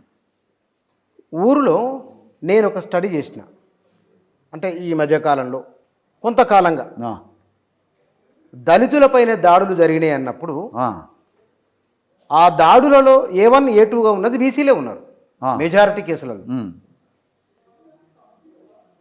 అంటే వీళ్ళిద్దరి మధ్య ఐక్యత సాధ్యం కాలేదు అని కొద్ది రోజుల కింద పూర్వపు రంగారెడ్డి జిల్లాలో దళితులపైన దాడి జరిగింది. అక్కడ బీసీలే ఉన్నారు. వీరి మధ్య మానసికంగానే ఏకీభావం లేనప్పుడు రాజకీయంగా ఒక ఐక్యత సాధించుకొని వాళ్ళు రాజ్యాధికారం రావడం అనేది సాధ్యమయ్యేదేనా మీరు అంటున్నట్లు? అంటే యాక్చువల్గా బేసిక్ ప్రిన్సిపల్ ఏంటంటే సార్, ఇండియన్ క్యాస్ట్ సిస్టంలో ఏ 2 కులాలు ఒకటి కాకుండా చేసినాయి. ఏ 2 కులాలు తమ సాంప్రదాయ లైఫ్ ఏదైతే ఉంటుందో ఈ జీవితంలో ఏ 2 కులాలు ఒక్కటిగా ప్రయాణం చేయకుండా విడగొట్టినాయి. ఏ 2 కులాలు ఒకటిగా లేవు. ఒక కులం మళ్ళీ దానికి ఉపకులం, ఉపకులాలు 2 ఒకటి కావు, ఉపకులంతో ప్రధాన కులం ఒకటి కాదు, అన్ని కులాలు ఒకటి కావు, మొత్తం చాతుర్వర్ణ అన్ని కులాలు ఒకటిగా, ఏ కులానికి ఆ కులంగా విడగొట్టిపోయినాయి. అది ఒక బేసిక్ పాయింట్. కానీ ఈ దేశంలో బీసీ ఎస్సీ ఎస్టీల మధ్య ఒక బంధం ఉన్నది. ఒక బంధం. ఏం బంధం అది అంటే, ఈ దేశంలో శూద్రులుగా నెట్టివేయబడ్డాం. అతి శూద్రులు అనేవారు తర్వాత వచ్చిండ్రు ఎస్సీలు, కానీ మొత్తం శూద్ర వ్యవస్థ, మెజారిటీగా శూద్రులు. చిన్న సబ్మిషన్, మీరు పదే శూద్ర అంటున్నారు. కమ్మలు రెడ్లు కూడా శూద్రులే కాదా? కమ్మ సిస్టంలో కమ్మ, రెడ్డి, వెల్మ, జాట్స్, వన్యార్, నాడార్, కర్ణాటకలో లింగాయత్, తమిళనాడు కేరళలో నాడార్లు, వన్యార్లు, ఒరిస్సా పోతే పట్నాయకులు, నార్త్ ఇండియా పోతే మరాఠాలు, జాట్లు, వీళ్ళు కూడా శూద్రులే. కానీ ఎప్పుడైనా క్యాస్ట్ సిస్టమ్ ఏం జరుగుతుందంటే, శూద్రుల్లో ఉన్నటువంటి ఈ కులాలు ఆనాడు క్షత్రియుల దగ్గర పనిచేసేది. పెద్ద పెద్ద క్షత్రియులు, బ్రాహ్మణుల దగ్గర పనిచేసేది. 100,000 ఎకరాల భూములకి కాపలాదారులుగా, సైన్యానికి అధ్యక్షులుగా, పెద్ద పెద్ద సైన్య కపటాలకి, రెజిమెంట్స్కి వాళ్ళు నాయకులుగా, భూముల పంటలకి నాయకులుగా, అట్లా వాళ్ళు నాయకత్వ స్థాయిలో ఉన్న వాళ్ళు క్రమక్రమంగా క్షత్రియులు, బ్రాహ్మణులు తమ తమ పాత వ్యవస్థలన్నింటినీ రద్దు చేసుకొని వాళ్ళు అర్బనైజ్ అయ్యే క్రమంలో ఆ భూముల్ని, ఆ సమస్త సంపదని ఈ శూద్రుల్లో ఉన్నటువంటి మీరన్నా నేనన్నా ఈ కులాలకు ఉపజెప్పడం వల్ల వాళ్ళు శూద్రాగ్రవర్ణంగా మారారు. ఇంటర్మీడియట్ క్యాస్ట్, ఇంటర్మీడియట్ క్యాస్ట్ అంటే శూద్రాగ్రవర్ణంగా మారారు. కాబట్టి వాళ్ళని అగ్రవర్ణంగానే చూస్తాం, శూద్రులుగా చూడం. మీరు ఇందాక శూద్రులు దాడులు చేస్తున్నారు కదా బీసీలు అన్నారు. గ్రామాల మీరన్నారు నా నోటు. నేను ఇక్కడేమంటానంటే సార్, జనరల్గా బీసీలు ఎస్సీలు అందరం జీవన విధానంలో కలిసే కొంతవరకు సామీప్యత, సారూప్యత ఉంటుంది. వరుసలు పెట్టి పిలుచుకోవడం కానీ, అక్క బావ అనుకోవడం కానీ, అన్ని వరుసలు బాబాయ్ పిన్న అని అనుకునేవి ఉన్నాయి. కానీ ఈ 4 రాజకీయ పార్టీలు ఉన్నారు చూసారా, 4 పార్టీలు గ్రామాలకు ఎంటర్ అయ్యి బీసీ ఎస్సీలని 4 ముక్కలు చేస్తారు, కులాన్ని 4 ముక్కలు చేస్తారు, ఇంట్లో ఉన్న అన్నదమ్ముల్ని అత్తకోడలను కూడా 4 ముక్కలు చేస్తారు. వీళ్ళు ఇంట్లో కూడా వస్తాయి ఈ రాజకీయాలు. అగో వాళ్ళ వల్ల ఈ బీసీలని ఉసిగొలిపి దళితుల ఎస్సీల మీద దాడులు చేయడానికి బీసీలను ఉసిగొలుపుతారు తప్ప స్వయం ప్రేరణతో సొంత ఆలోచనతో బీసీలు దాడులు చేయట్లేదని మేము భావిస్తున్నాం. ఇప్పుడు కుక్క మీద రాయిస్తాం సార్, కుక్క రాయిని గరిసిద్దా మనిషిని గరిసిద్దా? మనిషినే గరుస్తుంది. అంటే కుక్క జ్ఞానం ఉంది, రాయి వేసినోడు ఎవరు అనేది కుక్క జ్ఞానం ఉంది. అంటే ఇక్కడ నేనేమంటున్నానంటే రాయేసింది మా మీద ఎవరు? పడ్డ రాయి కాదు మా మీద పడ్డ రాయి బీసీ. కానీ బీసీ రాయినేసింది మాత్రం పక్కా గ్రామాన్ని పరిపాలిస్తున్న 4 అగ్రకులాలే. బీసీ రాయిని మా మీద వేస్తున్నాయి. మేము రాయిని గరం, రాయినేసేవాడిని ఇక్కడ ఎక్యూజ్డ్గా చెప్తున్నాం, మేము నేరస్తుడిగా. ఇక్కడ ఆగుదాం మనం. అంటే 1980ల నుంచి నిన్న 2014 ముందు వరకు ఉత్తరప్రదేశ్లో నాడు కాంచీరాం, మొన్న మాయావతి అమలు చేసిన ఆచరించే సూత్రం ఇదే కదా. దాన్ని సోషల్ ఇంజనీరింగ్ అన్నాం, అన్ని కలుపుకొని పోవడం. సోషల్ ఇంజనీరింగ్ ఉత్తరప్రదేశ్లో సంపూర్ణంగా వైఫల్యం చెందింది. ఏ కమ్యూనిస్టు ప్రభావాలు లేని అసలీ అంబేద్కర్ వాదంతో వచ్చిన ఉత్తరప్రదేశ్లోనే అంబేద్కర్ ఆలోచనను ఆచరణలో పెట్టిన కాంచీరాం ప్రాంతంలోనే ఇంజనీరింగ్ బెడిసి కొట్టినప్పుడు కమ్యూనిస్టు ప్రభావాలుండి చాలా రకాల ఉద్యమాల ప్రభావాలున్న తెలంగాణలో దక్షిణాదిన మీ ప్రయోగం సాధ్యమేనా? మంచి మాట అడిగారు సార్. ఒక ఉత్తరప్రదేశే కాదు, మనం తమిళనాడు చూసుకుంటే తమిళనాడులో మన తెలంగాణలో 100 సంఘాలు పెడతారు. తమిళనాడులో అనేక కులాలు రాజకీయ పార్టీలుగా మారి దాదాపు 12 నుంచి 20 పార్టీలు ఉన్నాయి అక్కడ. ప్రధానంగా ఒక కులం బేస్ తోటి మిగతా బీసీ ఎస్సీ ఎస్టీలని కలుపుకుంటూ బీసీలు అనేక పార్టీలు పెట్టిండ్రు. ఇప్పుడున్నటువంటి కరుణానిధి కొడుకు స్టాలిన్, కరుణానిధి, అంతకుముందున్న అన్నాదురై, ఈ పెరియార్ శిష్యులంతా తమిళనాడులో అట్టడుగు వర్గాల రాజకీయం అది. ఆనాడున్నటువంటి జమీందారీ బ్రాహ్మణ అగ్రవర్ణ రాజకీయాల మీద వాళ్ళు పోరాటాలు చేసి రాజ్యాధికారాన్ని సంపాదించి బీసీలు ఎస్సీలు కలిసి అక్కడ తమిళనాడులో రాజ్యాన్ని సంపాదించారు. ఆ తర్వాత ఉత్తరప్రదేశ్ రాష్ట్రంలో కాన్షీరాం టైంలో అక్కడ కూడా సోషల్ ఇంజనీరింగ్ బీసీ ఎస్సీ ఎస్టీలను కలుపుకొని అక్కడ వాళ్ళు రాజకీయం చేసిండ్రు. ములాయం సింగ్ చేసిండు, లల్లు ప్రసాద్ యాదవ్ చేసిండు, అక్కడ నితీష్ ఇప్పుడు చేస్తున్నాడు. ఈ ఉత్తర భారతదేశంలో ఉన్న రాజకీయ చైతన్యం ఏంటి అంటే మొదటి నుంచి కూడా మండల కమిషన్ ఉద్యమం ప్రాణం పూసుకుంది అక్కడే కదా సార్. మండల కమిషన్ వ్యతిరేకించింది కమ్యూనిస్టు బీజేపీ, అది వేరే విషయం. కానీ అక్కడి నుంచే బీసీ రాజకీయాలు, ఎస్సీలు కేంద్రంగా రాజకీయాలు అక్కడి నుంచే ప్రారంభమైనవి. Not only Kanshi Ram and Mayavati, ఆ మాయావతి కాన్షీరాముల యొక్క ప్రయాణం చాలా సుదీర్ఘమైంది. అది టోటల్ సోషల్ ట్రాన్స్ఫర్మేషన్. మీకు కొన్ని ఇండికేషన్స్ కూడా చెప్తున్నా. నితీష్ కుమార్ కానీ, లల్లు ప్రసాద్ యాదవ్ కానీ, ములాయం సింగ్ యాదవ్ కానీ, తమిళనాడులో కరుణానిధి కానీ, తర్వాత స్టాలిన్ కానీ, కరుణానిధికి ముందు అన్నాదురై కానీ, వీళ్ళంతా ఎస్సీ ఎస్టీ బీసీలని కలుపుతూ రాజకీయం చేసి అట్టడుగు వర్గాలని అధికారంలోకి తీసుకొచ్చినటువంటి ఉద్యమాలు. వీటికన్నా భిన్నమైంది కాన్షీరాం ఉద్యమం.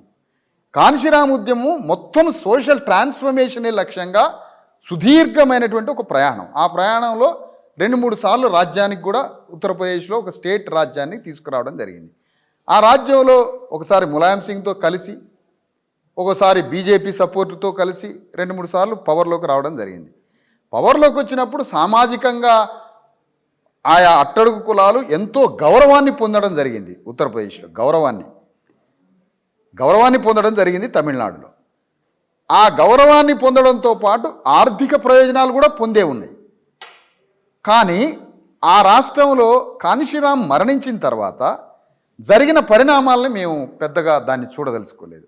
మేము చూస్తున్నది డిఎస్పీగా కాన్షీరాం బతికున్న టైంలో రాజకీయాన్ని మేము ప్రధానంగా చూస్తాం. అప్పుడు మేము కాన్షీరాం దగ్గర కూడా మీరన్న ప్రశ్నని మేము అడిగినాం. అప్పుడు కాన్షీరాం అన్న మాట ఏంటంటే మొత్తం ఆర్థిక సామాజిక పరివర్తన అంతా ఒక్క రాష్ట్ర ప్రభుత్వం నుంచే రాదు, మొత్తం పార్లమెంట్ సిస్టమ్ మన చేతిలో ఉన్నప్పుడు, కేంద్ర ప్రభుత్వం కూడా మనం అధికారంలోకి వచ్చినప్పుడు మొత్తం economical and social and cultural total transformation జరిగేది, రాడికల్ చేంజెస్ ఎప్పుడు వస్తాయంటే పార్లమెంటు మన చేతిలో ఉండాలి, కేంద్రం ఉండాలి, ఒక రాష్ట్ర ప్రభుత్వం వల్ల కొన్ని ప్రయోజనాలు మాత్రమే ఉంటాయి అని చెప్పడం జరిగింది. అందుకని అది కూడా మేము కాన్షీరాం టైం పీరియడ్ వరకే చూస్తున్నాం. ఆ కాన్షీరాం పీరియడ్ వరకు కూడా కొన్ని సామాజిక ప్రయోజనాలు, సామాజిక గౌరవము, అక్కడ ఉన్నటువంటి చమార్లు సామాజికంగా అత్యున్నత గౌరవాన్ని బీసీలు, అట్టడుగు బీసీలు, ఎంబీసీలు, మోస్ట్ బ్యాక్వర్డ్ క్యాస్ట్లు అత్యధిక ప్రయోజనాలు పొందినటువంటి ఆ ఆర్థిక పరివర్తన మేము ప్రత్యక్షంగా ఉత్తరప్రదేశ్లో చూసినాం. అలాంటిది లేదు. తర్వాత సర్వజన సూత్రంతో అవన్నీ కూడా ఇక వాటి విషయంలో మేము పెద్దగా వాటి జోలికి అంటే వైఫల్యాలు పట్టించుకోరు మీరు. వైఫల్యాలంటే దానికి కారణం ఏంటంటే మనకి ఇప్పుడు మనమనే మాట కాదు, భారతదేశ వ్యాప్తంగా ఆ బహుజన ఉద్యమం, బహుజన సమాజ్ పార్టీ యొక్క ఆ ఓటు శాతం అంతా మనం ఎలక్షన్ కమిషన్ ఆఫ్ ఇండియాని కొట్టుకొని చూస్తే గ్రాఫ్ అంతా తెలిసిపోద్ది. గుజరాత్లో ఒకప్పుడు పార్టీ ఏ స్థాయిలో ఉండే 7% ఓటింగ్ ఉండే, తర్వాత గుజరాత్లో ఏమైంది, మధ్యప్రదేశ్లో 12% ఉండే, ఎందుకు పోయింది, మరి బీహార్లో 4 నుంచి 7% ఉన్నది ఇవాళ 0కి ఎందుకు వచ్చింది, మరి ఉత్తరప్రదేశ్లో 40% ఓటు బ్యాంక్ ఉన్నది ఎందుకు? ఫిలాసఫీలో ఉన్న లోపమా, ఇంప్లిమెంటేషన్లో లోపమా? అదే అధ్యయనంలో ఉన్నాం సార్ దాదాపుగా. అందుకని కాన్షిరామ్ టైంలో అంత దేశవ్యాప్తంగా పెరిగినటువంటి ఓటు బ్యాంకు, ఢిల్లీలో 18% ఉన్న ఓటు బ్యాంకు ఇవాళ 0.1కి వచ్చింది. ఢిల్లీలో 18% ఓటు బ్యాంకు పోయింది ఢిల్లీలో అధికారానికి కొంచెం. తర్వాత విదర్భ ఏరియాలో, మహారాష్ట్రలో విదర్భ, నాగపూర్ కేంద్రంగా 4% Bahujan Samaj party vote bank తెచ్చుకుంది. బాంబే, పూనా వైపు కాకుండా విదర్భ, సిరోంచా, గడ్చిరోలి ఆ ప్రాంతంలో కూడా ఓటు బ్యాంక్ తెచ్చుకుంది. కానీ తర్వాత కాన్షిరామ్ మరణించిన తర్వాత పార్టీ దేశవ్యాప్తంగా క్రమక్రమంగా తగ్గిపోతూ అది 0 దాకా వస్తున్న తరుణాన్ని చూసి మేము ఇక్కడ అదే కాన్షిరామ్ పని విధానాన్ని, అంబేద్కర్ తత్వశాస్త్రాన్ని, ఫూలే ఆలోచనని పునర్జీవింపజేసే పనిలో తెలంగాణలో ఉన్నాం sir. Already Bahujan Samaj party అదే పనిలో ఉన్నది కదా, మళ్ళీ మీరు కొత్తగా చేసేది ఎందుకు? అదే సార్, మరి 70 కమ్యూనిస్ట్ పార్టీలు కూడా ఉన్నాయిగా. ఎప్పుడైనా కూడా ఒక ఫిలాసఫీ తోటి 100 వేదికలు రావచ్చు. ఏ వేదిక ప్రజలకి సరి అయిన న్యాయం చేయగలదో ప్రజలు ఆ వేదిక వైపు ఉంటారు. Any product or party any one రానియండి, 100 వేదికలు, 100 ఆలోచనలు, 100 ఘర్షణలు రానియండి. ఏ ఫిలాసఫీ సరిగ్గా అమలైతే ప్రజలు దాని వెంట ఉంటారు. ప్రతిదానికి అభద్రత భయం దేనికి? 100 వేదికలు రానియండి. అదే అంబేద్కర్ ఆలోచనతో ఎవరు మంచిగా పనిచేస్తారో ప్రజలు వాళ్ళ వైపు ఉంటారు, అంతే. కానీ రాజకీయాలు స్థిరమైనవి కావు కదా, డైమెన్షన్స్ మారవు మరి? 100% మారుతాయి. మరి డైనమిజమే, పాలిటిక్సే డైనమిజం. అనైక్యంగా ఉన్న ప్రజలను కలుపుతామని, అనైక్యంగా ఉన్న శూద్ర సమూహాన్ని అధికారంలోకి తీసుకొస్తామని, దీనికి సూత్రం మహాత్మా జ్యోతిరావు పూలే, సావిత్రిబాయి పూలే అని చెప్పి మీరు మీ సభల్లో, సమావేశాల్లో సభాధ్యక్షత మహిళ లేదు, మహిళలు నాయకత్వంలో వచ్చి స్పోక్స్ పర్సన్ కూడా మాట్లాడట్లేదు మీ తరఫు నుంచి. అవును. అంటే ఏ సమాజాన్ని అయితే వేలెత్తు చూపుతూ మాట్లాడుతూ ఉన్నారో ఆ సమాజపు సంప్రదాయపు అడుగులలో అడిగేసి నడుస్తున్నారా మీరు? ఇప్పుడు మీరు చెప్పినటువంటి ఏదైతే విషయం ఉందో దానికి నిందితులు మేం కాదు, అగ్రకులాలే దానికి నిందితులు. ఎందుకు అంటే ఆడ మహిళా సమాజాన్ని సాంస్కృతికంగా, సామాజికంగా, విద్యాపరంగా ప్రధాన స్రవంతిలోనికి రానియకుండా మహిళా లోకాన్ని అణిచివేసిందే అగ్రవర్ణ సమాజం. దాని సాంప్రదాయం, దాని సిస్టమ్ అంతా రాజ్యాంగానికి ముందు జరిగిందే అది. ఇప్పుడు మాలాంటి వాళ్ళము మహిళల్ని ప్రమోట్ చేసుకుంటూ, భాగస్వామ్యాలను చేసుకుంటూ పోతూ ఉన్నాం. మేము మహిళల్ని కూడా ఒకేసారి మీకు వేదిక మీద సభాధ్యక్షత వహించకపోవచ్చు, కానీ ఇప్పుడిప్పుడు జరిగిన ఇన్ని తరతరాలు మహిళా లోకం మీద, ఎస్సీల మీద, బీసీల మీద జరిగినటువంటి ఇంత భయంకరమైనటువంటి 2000 సంవత్సరాల తరతరాల దాడి నుంచి ఇప్పుడు ప్రజల్ని చైతన్యం చేసి కలుపుకుంటున్నాం. అందులో మహిళలు 2 సార్లు దాడికి గురి అవుతున్నారు.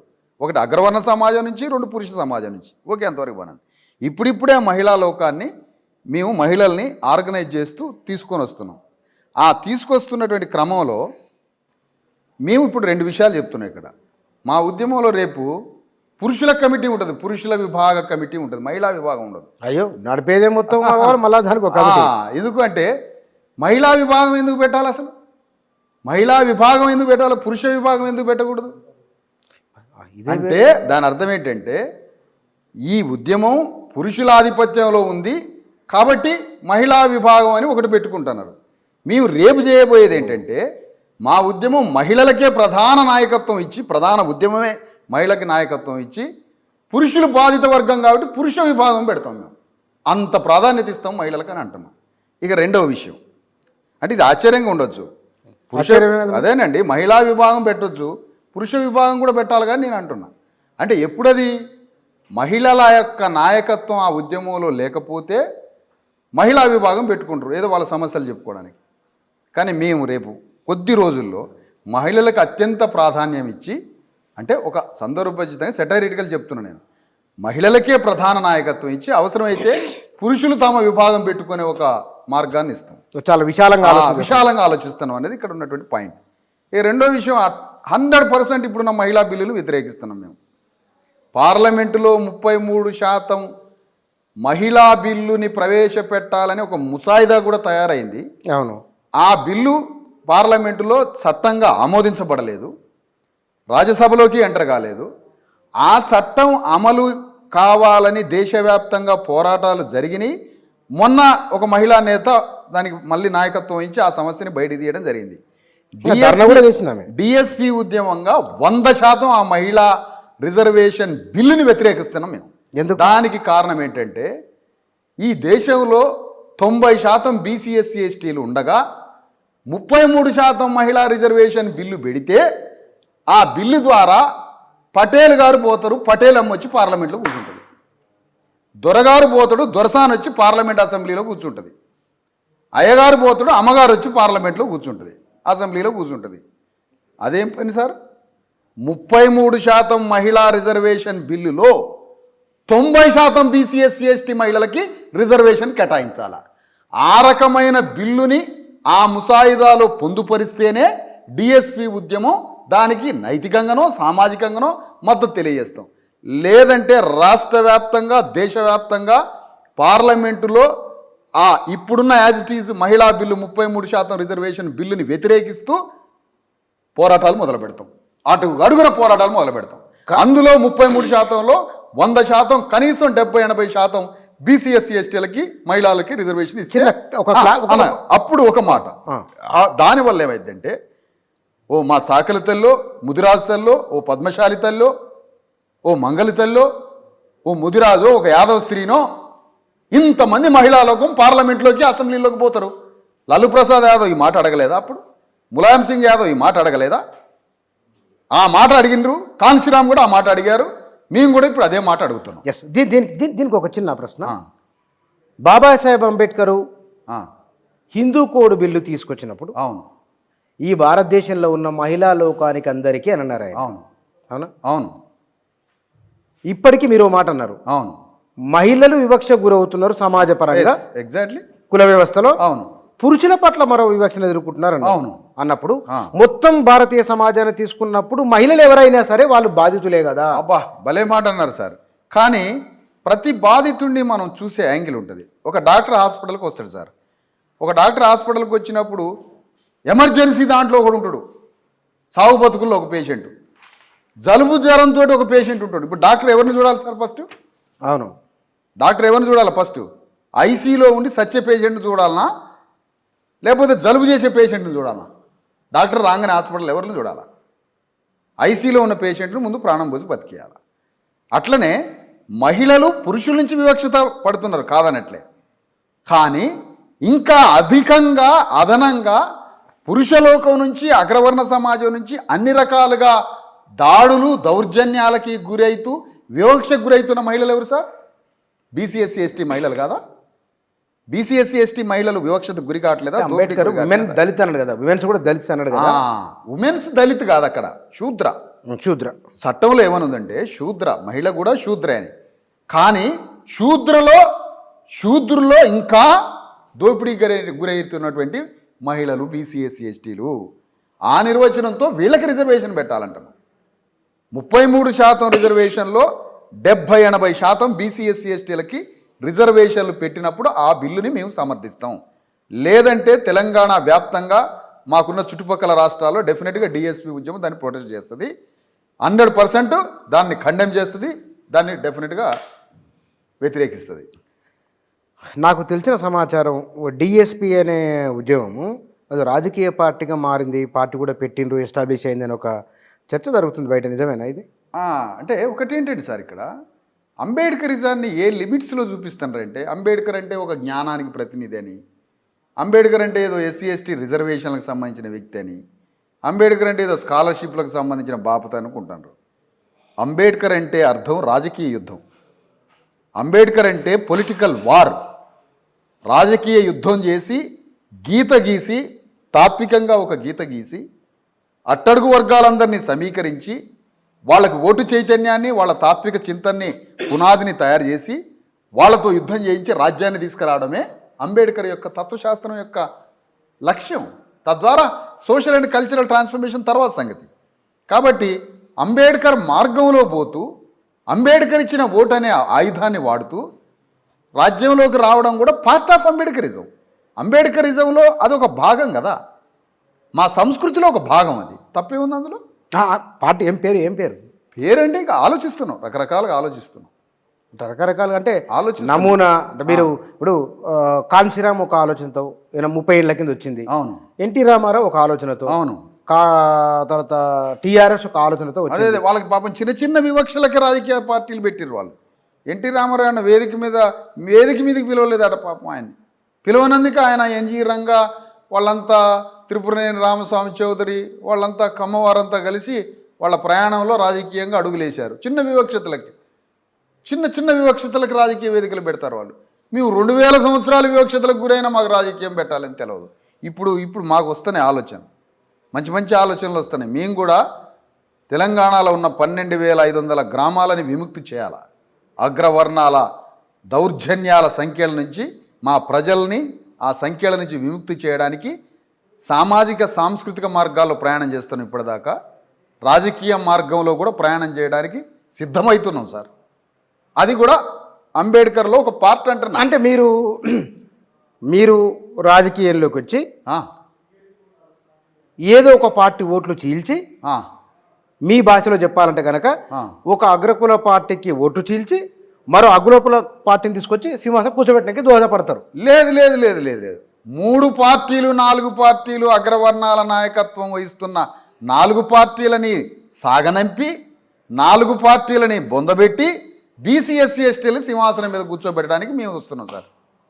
వాళ్ళని చీల్చి కాదు, మమ్మల్ని చీలుస్తుండే వాడు. 4 పార్టీలు మా ప్రజల్ని, మా కుటుంబాలని కూడా చీలుస్తుండ్రు వాళ్ళు. మా ఇంట్లో కూడా గొడవలు పెడుతుండ్రు అందరి ఇళ్ళలో. మునుగోడులో మీరు పోటీ చేసిండ్రు. అవును. నడవడం ఎట్లాగో నడుస్తున్నారు. మునుపు ఒక 5 అన్నారు, ఇప్పుడు ఒక 15,000 కిలోమీటర్లు అయింది. అవును. అసెంబ్లీకి నడుచుకుంటూ వచ్చిన, కార్లో వచ్చిన చాలా కష్టమైన పని. అవును. మునుగోడు అర్థం చేయించింది కదా మీకు? అది మునుగోడు అర్థం చేయించింది కదా మీకు? ఏం అర్థం చేయించింది? ఆత్మగౌరవం. మా క్యాడర్ ఉంది అక్కడ, మాకు బలమైన క్యాడర్ ఉంది అక్కడ.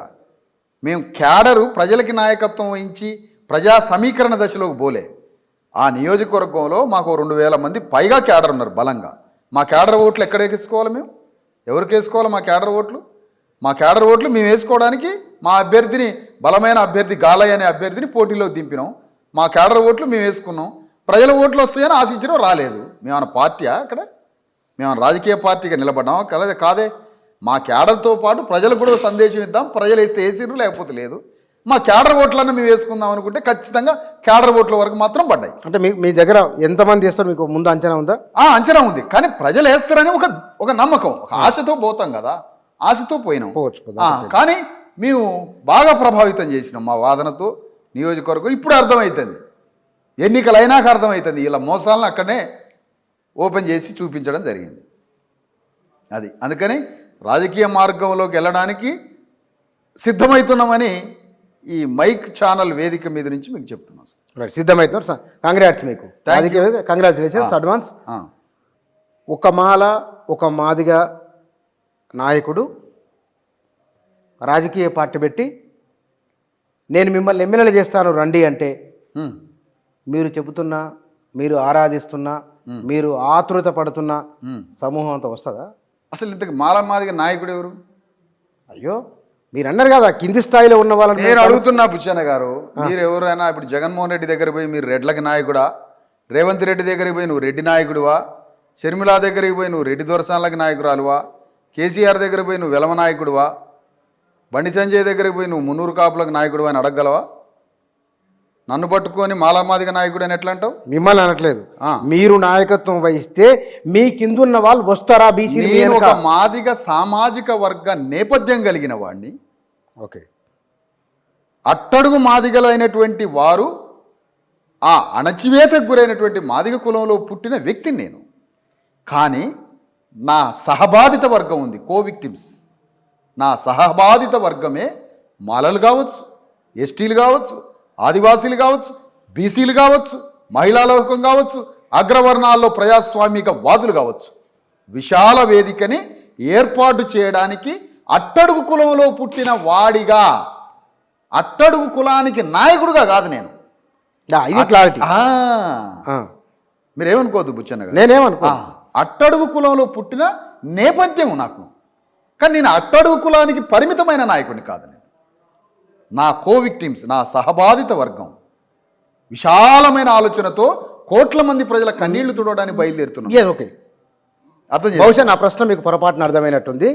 నేను మీ కులవేదో గుర్తించి మీరు నాయకుడిని చెప్పదలుచుకోవాలి. నేను అదే అంటే ఎవరన్నా ఉంటే కనుక వస్తారా అనేది ఒకటి. రెండవది, మీ పార్టీ మీరు త్వరలో పెడతామన్నారు కదా, మీ పార్టీ తరపుకి వెళ్ళి బహుశా 2023-24 అసెంబ్లీ ఎన్నికల్లో ముఖ్యమంత్రి అభ్యర్థి ఎవరుంటారు? ముఖ్యమంత్రి అభ్యర్థిని నిర్ణయించే స్థాయి దశలోకి ఇంకా మేము పోలేదు. అనుకుందాం. అయ్యో, అనుకోవడానికి ఏముంది? బీసీ ఉంటాడా, ఎస్టీనా? ఇప్పుడు బీజేపీ ఏమన్నది, ముర్మును రాష్ట్రపతిని చేస్తున్నామని చెప్పి అవును రాష్ట్రపతి చేసిరు వాళ్ళు. కాంగ్రెస్ ఏమన్నది, ఒక్కొక్కరు ఒక పేరు చెప్పుకుంటూ వచ్చిన వాళ్ళు, ఒక విమెన్ అని, ఒక ఎస్టీ అని, ఒక దళిత్ అని చెప్పుకుంటూ వస్తున్నారు. అది ప్రధానమంత్రి పోస్ట్ అయినా, పార్టీల కీలకమైన పోస్ట్ అయినా, అత్యున్నతమైన పోస్ట్ అయినా చెప్తున్నారు. మీరు ముఖ్యమంత్రి అభ్యర్థిగా బీసీనా, ఎస్టీనా, ఎవరు ఉంటారు? సమాజం ముందు ఒక ప్రతిపాదన పెడతాం సార్.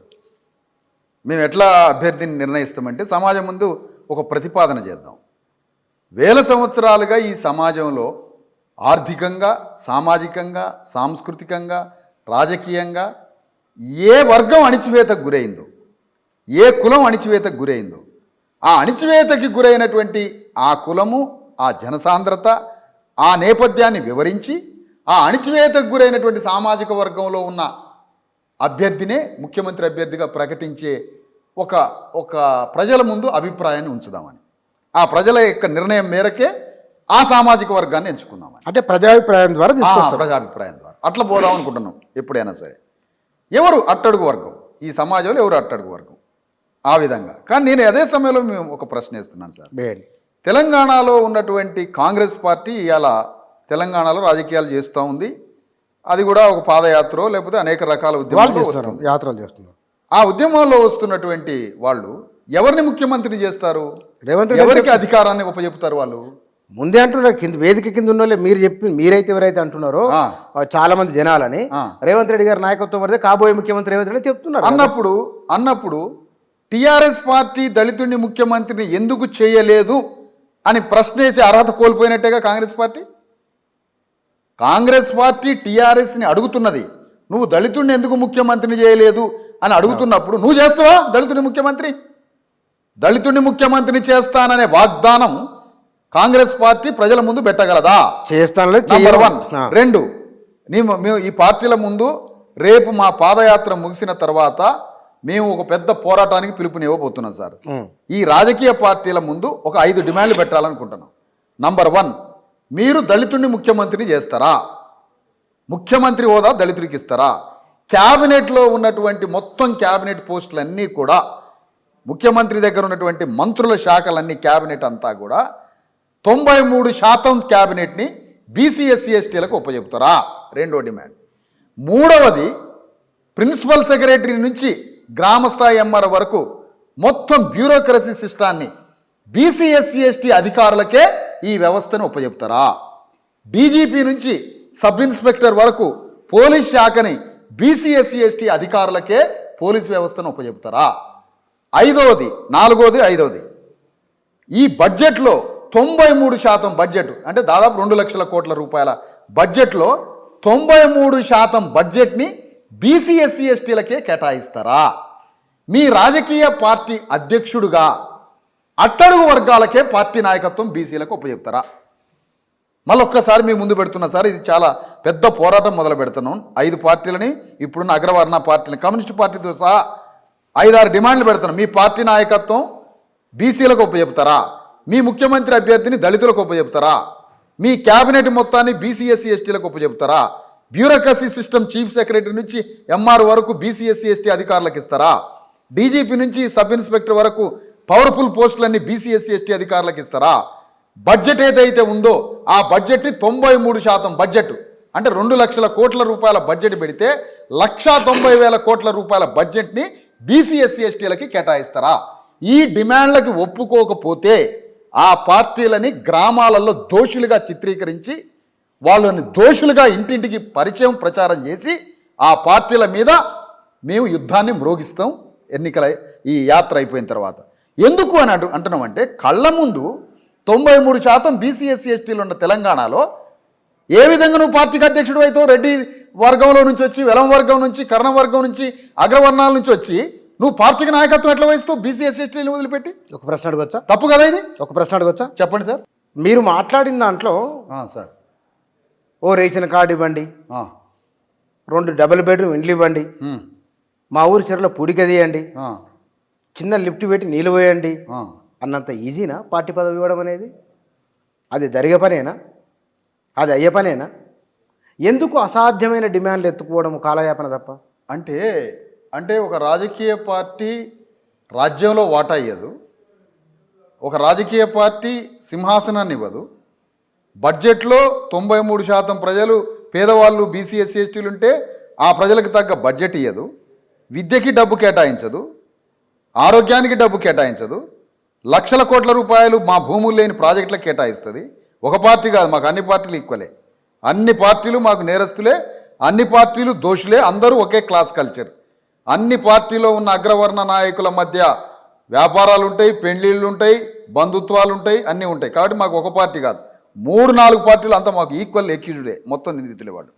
అందుకని నేనేమంటానంటే రాజ్యంలో వాటా అయ్యావు, భూమిలో వాటా అయ్యావు, అధికారంలో వాటా అయ్యావు, నీ పార్టీలో వాటా అయ్యావు, కానీ నా జనాన్ని లారీ ఎక్కిస్తావా?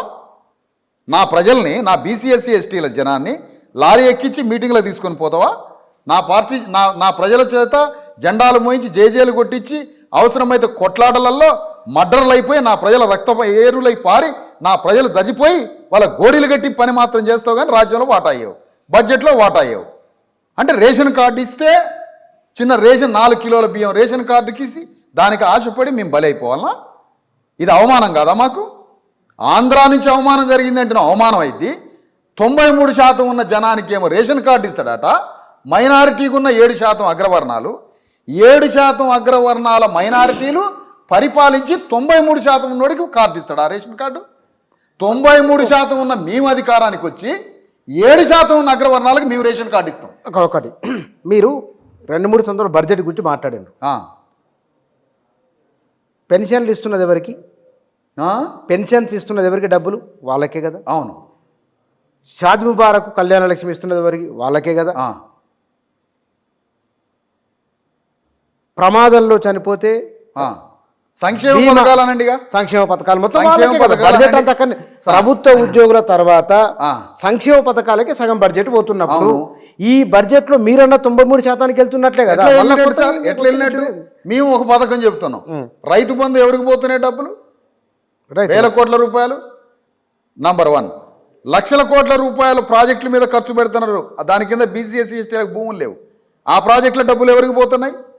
తర్వాత ఇండస్ట్రియల్ పాలసీ ఒకటి వచ్చింది, ఆ ఇండస్ట్రీ పాలసీ కింద భూమి, కరెంటు, బ్యాంకుల నుంచి రుణాలు ఇచ్చేది ఎవరికి సార్?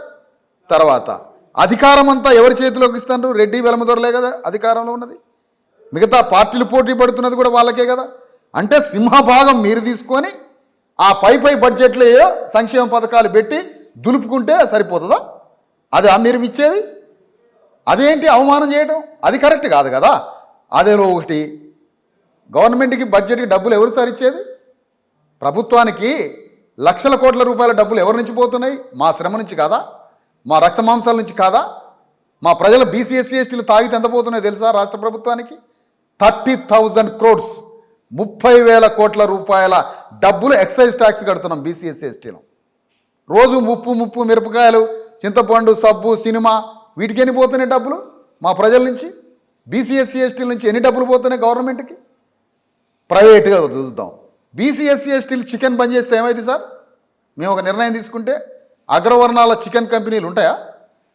బీసీ ఎస్సీ ఎస్టీలు చికెన్ తినడం బంద్ చేస్తే అగ్రవర్ణాలు అమ్ముకునే చికెన్ కంపెనీలు ఉంటాయా? అగ్రవర్ణాలు వందల వేల కోట్ల రూపాయలు పెట్టి సినిమాలు తీస్తున్నారు. ఆ నిర్మాతలు, ఆ హీరోలు, ఆ ఇండస్ట్రీలో బీసీ ఎస్సీ ఎస్టీల పాత్ర ఉందా? ఒక్క బీసీ వాడు సినిమాలలో నిలదొక్కుకోవడానికి, ఒక్క బీసీ వాడు నటుడుగా నిలదొక్కుకోవడానికి, ఒక బీసీ వాడు, ఒక ఎస్సీ వాడో సినిమాలో హీరోగానో టెక్నీషియన్గో పరిశ్రమలు నిలబెట్టడానికి ఇక్కడ స్థానం ఉందా మాకు? కానీ ఆ హీరోల సినిమాలు మేము చూస్తే మా బీసీ ఎస్టీలు ఎస్సీలు ఇచ్చే 93% ప్రజలు మేము ఇచ్చే డబ్బులతో ఆ సినిమా ఇండస్ట్రీ నడుస్తుంది. మేము ఒక నిర్ణయం తీసుకుంటే ప్రతిసారి మీరు టార్గెట్ అవుతారు. మరి వాళ్ళందరికీ దాడి జరుగుతుంది. ఎవరికి టార్గెట్? మీరు ప్రతిసారి అగ్రకులాలు, అగ్రవర్ణాలు, మీరు రాజకీయంలో రకరకాలుగా మాట్లాడుతున్నారు కదా, ఇప్పటికే మీకు వార్నింగ్ వచ్చి ఉండాలి కదా. మాకు వార్నింగ్ రావడానికి మేమన్నా తక్కువ ఉన్నామా సార్? ఎంటైర్ తెలంగాణలో 100 అడుగులకు ఒక కార్యకర్త ఉన్నాడు నాకు సైనికుడు. డిఎస్పీ ఉద్యమానికి కిలోమీటర్కి 10 మంది డిఎస్పీ కార్యకర్తలు ఉన్నారు. మా మీద దాడి చేయడం ఏంటి? ఆ దాడి చేసే దమ్మున్నదా? రాజ్యాంగ పరంగా పోతున్నాం. ఎవడో పిచ్చివాగుల్లాగా వాగుతుంటారు అనుకుంటారా? కొంతమంది వాగుతుంటారు 24 గంటలు. ఆ వాగు టైప్ అనుకుంటారా మేము? చాలా స్పష్టమైన లక్ష్యంతో, స్పష్టమైనటువంటి ప్రయాణము, శాంతియుత పద్ధతుల్లో, లీగల్గా, రాజ్యాంగ పద్ధతిలో, రాజ్యాంగ పరిభాషలో, పార్లమెంటరీ సిస్టంలో, అంబేద్కర్ ఇచ్చిన మార్గంలో, కాంచనం వర్క్ స్టైల్లో పోతున్నాం. మా నుంచి ఇప్పటి వరకు నేను ట్రాఫిక్లో యాత్ర చేస్తున్నా, నా ప్రజలను ఒక పక్కకు నడిపిస్తూ ఉంటాను. ట్రాఫిక్లో కూడా చిన్న డిస్టర్బ్ లేదు. మొత్తం నా యాత్రను చూడండి, మొత్తం తెలంగాణలో 8,800 కిలోమీటర్లు. ఎక్కడన్నా ఏ పరిధిలోనైనా చిన్న డిస్టర్బ్ కూడా చేయం. అలాంటి ఆలోచనలు ఉండదు. ఏ ప్రభుత్వ ఆస్తులకు వచ్చిన నష్టం కలగనీయం, ట్రాఫిక్ని కూడా ఇబ్బంది కలగనీయం. ఎందుకో తెలుసా సార్? ఈ గవర్నమెంట్ సిస్టమ్ తయారు చేసింది అంబేద్కర్. రేపు గవర్నమెంట్లోకి రావాలా మేము? గవర్నమెంట్ ఆస్తి ప్రతి రూపాయి మా ఆస్తి. అది ప్రభుత్వం దగ్గర ఉన్నటువంటి ప్రతి ప్రాపర్టీ మా ప్రాపర్టీ, అది ప్రజల ప్రాపర్టీ, మన ప్రాపర్టీ అది. కాబట్టి రేపు గవర్నమెంట్లోకి మనం రావాలి. కాబట్టి గవర్నమెంట్ ఆస్తులకో వేటికో నష్టం లేదు. చాలా లీగల్గా శాంతియుత పద్ధతుల్లో పోతున్నాం. అయినా మా మీద దాడి చేస్తే దాన్ని డిఫెన్స్ చేసుకోవడానికి, శాంతియుత మార్గంలో ఆత్మరక్షణ కోసం ఎంటైర్ తెలంగాణలో డిఎస్పీ ఉద్యమానికి కిలోమీటర్కి 100 మంది కార్యకర్తలు ఉన్నారు. డిఎస్పీ కార్యకర్తలు హోల్ తెలంగాణ జాగ్రఫీలో, భూభాగం మీద అంత బలంగా సాగుతున్న శాంతియుత పద్ధతిలో పోతుంది డిఎస్పీ ఉద్యమం. మా మీద ఎందుకు దాడి చేస్తారు? అడిగింది తప్ప? భూమి, రాజ్యం, సంపద మీ చేతిలో పెట్టుకొని 10 మంది చేతిలో 90 మందిని బలి తీసుకోవడం తప్పు కాదా? అన్యాయం కాదా? పద్మశాలి వ్యక్తి అసెంబ్లీలో ఉన్నాడా? సాకలి మంగలి అసెంబ్లీలో ఉన్నారా? చెప్పండి మీరు. మేదరోళ్ళు, కుమ్మరోళ్ళు అసెంబ్లీలో ఉన్నారా? రాజస్థాన్ తర్వాత కుమ్మరోళ్ళు తెలంగాణలో ఒక్కొక్క వస్తువుని కళాఖండాలుగా తయారు చేసి వాళ్ళు అంతరించిపోయి తిండి లేక బతుకుతున్న కుమ్మరాయన అసెంబ్లీలోకి పోద్దా? పద్మశాల ఆయన అసెంబ్లీలోకి పోద్దా? నల్గొండ జిల్లాలో ఒక్కొక్క నియోజకవర్గంలో స్వాతంత్రం వచ్చిన కాడి నుంచి ఇప్పటి వరకు రెడ్లేసారు అసెంబ్లీలలో. ప్రతి నియోజకవర్గంలో, ఒక అసెంబ్లీ నియోజకవర్గంలో 2,50,000 ఉంటే 2,40,000 ఓట్లు బీసీ ఎస్సీ ఎస్టీలు అయి ఉంటే ఆ నియోజకవర్గంలో 5,000 అగ్రవాళ్ళ ఓట్లు లేని 5,000 మంది ఓట్లు లేని అగ్రవర్ణాల అభ్యర్థి అసెంబ్లీలోకి పోతాడా? అంటే బీసీ ఎస్సీ ఎస్టీలు అసెంబ్లీలోకి పోద్దా? పార్లమెంట్లోకి పోద్దా? చట్టసభలో మేము కూర్చోవాలి. మేము నేను కమ్యూనిస్టు పార్టీలతో సహా మీరు అందరినీ అగ్రవర్ణమని తిడుతున్నారు. తిట్టడం కాదు, విమర్శ. అది పాలసీ మ్యాటర్ మీద విమర్శ. బయట వాళ్ళలో చూస్తుంటాం పిచ్చివాగులు వాగటం, ఆ టైపు కాదు కదా మేము. అట్లాంటిది అదొక పాలసీ మ్యాటర్. మేము ఒకటే అడుగుతున్నాం సార్. మీరు ఊకే తరచు కమ్యూనిస్ట్ పార్టీ గురించి అడుగుతున్నారు. నేను సింగిల్ ఒక మాట అడుగుతున్నా. కమ్యూనిస్ట్ పార్టీకి నాయకత్వం బీసీ ఎస్సీ ఎస్టీలకు ఎప్పుడైనా ఇచ్చారా సార్? ఒక్క మాట మీరు దీనికి సమాధానం చెప్పండి సార్. బీసీ ఎస్సీ ఎస్టీలకి కమ్యూనిస్ట్ పార్టీ నాయకత్వం ఇచ్చారా? రాజా అయ్యిండుగా, సిపిఐ రాజా అయ్యిండుగా. తెలంగాణలో, ఆంధ్రప్రదేశ్లో ఎవరున్నారు నాయకత్వం? దేశవ్యాప్తంగా ఎవరున్నారు నాయకత్వం? మొత్తం దేశంలో పరిస్థితులన్నీ మారి దేశమంతా డిమాండ్ చేస్తుంటే తప్పని పరిస్థితుల్లో ఒక ఇంగ్లీష్ బాగా మాట్లాడగలిగి ఇక ఈ పర్సనాలిటీని కొద్ది రోజులన్నా పెట్టాలన్న ఒక కంపల్షన్ సిస్టంలో రాజాని పెట్టిండు కొద్ది రోజులు. కానీ రాజా ఉంటాడా? ఎన్ని రోజులు ఉంటాడు? అట్లా తాత్కాలికంగా పెట్టి కూర్చున్నారు అంతే. కానీ ఇక్కడ పార్టీల నాయకత్వం ఎవరిది? ఏ పార్టీ నాయకత్వం? అందుకని మాకు ప్రత్యేకంగా కమ్యూనిస్ట్ పార్టీ కాదు, అన్ని పార్టీల నాయకత్వం అగ్రవర్ణాలదే. మీరు అన్నారు కిలోమీటర్కు 100 మంది. అవును. ఈ కిలోమీటర్కు 100 మందిలో మీరు చెబుతున్న సామాజిక వర్గాలు సెక్షన్లు అన్నీ ఉన్నాయా? ఎక్కువ మా మా ఉద్యమంలో మేము నడిపిస్తున్న డిఎస్పి ఉద్యమంలో అన్ని సామాజిక వర్గాలు మేము పుట్టగానే ఉంటాయా సార్? 120 ఏళ్ళ కాంగ్రెస్ పార్టీకి అతిగతి లేదు కదా. మా వయసు ఎంత? మా ఉద్యమ వయసు మేము వచ్చింది ఎంత? మా నేపథ్యం ఎంత? మేము ప్రజల భాగస్వామ్యంతో పెరుగుతూ ఉన్న వాళ్ళం. అప్పుడే అన్ని వర్గాలు రారు కదా, కొంచెం కొంచెం వర్గాలు ఉన్నాయి. మీ పార్టీ పేరు నాకు ఇందాక మాట గుర్తు రాలేదు. ధర్మ స్వరాజ్ పార్టీ, ధర్మ సమాజ్ పార్టీ సంథింగ్ ఏదో అని అన్నారు. ధర్మ సమాజ్ పార్టీ అంటే ఆలోచనలు ఉన్నాయి అట్లా, ధర్మ సమాజ్ పార్టీ అనే ఆలోచన అనే ఆలోచన వైపు ఆ దిశగా పోతున్నాం. అంటే పేరులోనే ముందైతే ధర్మం అయితే ఉంది కదా, ఉన్నది. ఈ ధర్మం అనేది కాంగ్రెస్ ఉంది, తెలుగుదేశం ఉంది, బీజేపీ ఉంది, కమ్యూనిస్టులు ఉన్నాయి. రాజకీయ పార్టీ పేరు ధర్మం ఏంది? ఎప్పుడైనా ఒక రాజకీయ పార్టీకి ఐడియల్ సొసైటీ ఒకటి కావాలి. అంటే ఏ పార్టీ అయినా ఒక ఆదర్శ సమాజాన్నే కదా సార్ కోరుకునేది. ఎవరైనా కోరుకుంటారు. ఎవరైనా ఒక మోడల్ సమాజాన్ని కోరుకుంటారు. అంటే నువ్వు చేసే ప్రయత్నాలు, నువ్వు చేసే పోరాటాలు, నీ ఎకనామికల్ ట్రాన్స్ఫర్మేషన్, నీ సోషల్ ట్రాన్స్ఫర్మేషన్, నీ కల్చరల్ ట్రాన్స్ఫర్మేషను, మొత్తం సమాజాన్ని మార్చి ఒక ఆదర్శ సమాజంగా మార్చడమే కదా అంతిమ లక్ష్యం. అందుకనే ధర్మము అంటే మార్గము, ధర్మం అంటే దారి, ధర్మం అంటే తోవ, ధర్మం అంటే బాట. ధర్మం అంటే ఏదో అర్థం కాని పదంలోకి తీసుకుపోవద్దు. ధర్మం అంటే మనందరం స్వేచ్ఛా సమానత్వ సౌభ్రాతృత్వంతో భారత రాజ్యాంగ పీఠికలో బాబాసాహెబ్ అంబేద్కర్ భారత ప్రజలకి భారత రాజ్యాంగ ప్రియాంబుల్ ఇచ్చిండు. మనం అందరం కలిసిమెలిసి ఆస్తిలో, అంతస్తులో, సామాజిక గౌరవంలో, ఆర్థిక సంపదలో అందరం ఎన్ని తలలున్నాయో అన్ని తలలను సమానంగా సంపదని వాటా తీసుకొని అందరం సమానమైన గౌరవంతో, సమాదరణతో, ధర్మబద్ధంగా, న్యాయబద్ధంగా అందరము కలిసిమెలిసి బతికే సోషల్ డెమోక్రసీని కోరుకున్నాడు అంబేద్కర్. ఆ ఆదర్శం తీసుకొని ధర్మం అనేటువంటి పదం వాడే ఆలోచనలో మేము ఉన్నాం సార్. ఓకే, అంటే ధర్మం అంటే మతం కాదు, భారత రాజ్యాంగ ధర్మం మాది. భారత రాజ్యాంగ ధర్మాన్ని తీసుకొని పోవాలి. అంతే. నెక్స్ట్ ఎలక్షన్లో పోటీ చేస్తారా మీరు? పోటీ చేసే ఆలోచనలోనే ఉన్నాం సార్. అంటే ఈ మద్దతు టీఆర్ఎస్కా కాంగ్రెస్కా, లేదా కనుక మీరు ఎవరికి పోటీ, మీకు ఎవరి పోటీ? మద్దతు ఏందో మీరు అనే మద్దతు ఏంటి? ఎలక్షన్లో ఎవరికి మద్దతు ఇవ్వాలి, లేకపోతే కనుక ఉంటుంది కదా సపోర్టా? బ్రతుకంతా మద్దతే అయిపోయాయి. మా ప్రజలంతా మద్దతు ఇచ్చి అడ్రస్ లేకుండా పోయాయి. మద్దతా ఇంకేమన్నా? యుద్ధమే. మద్దతు కాదు, యుద్ధం. ఎవరితో? అగ్రవర్ణ పార్టీలు అందరూ ఒకటే కదా. తలా 33 సీట్లు వచ్చినాయి అనుకోండి రేపు 3 పార్టీలకి. అవును, ఎవరినైనా కలుస్తారు కదా సార్ 3 పార్టీలు. అనివార్యం. మరి వీళ్ళకి ఒక పాలసీ ఉంటుందా? ఇప్పుడున్న టీఆర్ఎస్లో ఉన్న రెడ్లంతా వెళ్ళిపోతారు సార్ రేపు కాంగ్రెస్ పార్టీ అధికారంలోకి వస్తే. వచ్చే పరిస్థితి ఉందంటేనే వెళ్ళిపోతారు వాళ్ళు. వచ్చినాక కాదు ఈ రెడ్లు పోయేది, వచ్చే పరిస్థితి ఉందంటే పోతారు. మళ్ళీ టీఆర్ఎస్ అధికారంలోకి వస్తుంది అని అంటే కాంగ్రెస్లో ఉన్న రెడ్లంతా టీఆర్ఎస్లోకి పోతారు, బీజేపీలో ఉన్న రెడ్లంతా టీఆర్ఎస్లోకి పోతారు. బీజేపీ అధికారంలోకి వస్తుందని అంటే ఆ బీజేపీలోకి టీఆర్ఎస్ కాంగ్రెస్ రెడ్లు వెళ్ళిపోతారు, వెలమదొరలు కూడా పోతారు. వీళ్ళకి పవర్ గేమ్ తప్ప ప్రజల్ని బాగు చేసే గేమ్ కాదు వీళ్ళది, ప్రజల్ని బాగు చేసేది కాదు. మీరు మీ లెక్క ప్రకారమే 100 కిలోమీటర్కు 100 మంది కార్యకర్తలు, ఒక ఊరిలో 10-12 వార్డులు, లేదా 3-4 పోలింగ్ బూతులు, అంటే మీకు అక్కడ పోలింగ్ ఏజెంట్ ఉన్నట్టే కదా ఈ లెక్క ప్రకారం ఉన్నట్లు. ఒక్కొక్క ఊరు నుంచి 100 నుంచి 1000-2000 అనుకుందాం, ఫర్ ఎగ్జాంపుల్ అనుకుందాం.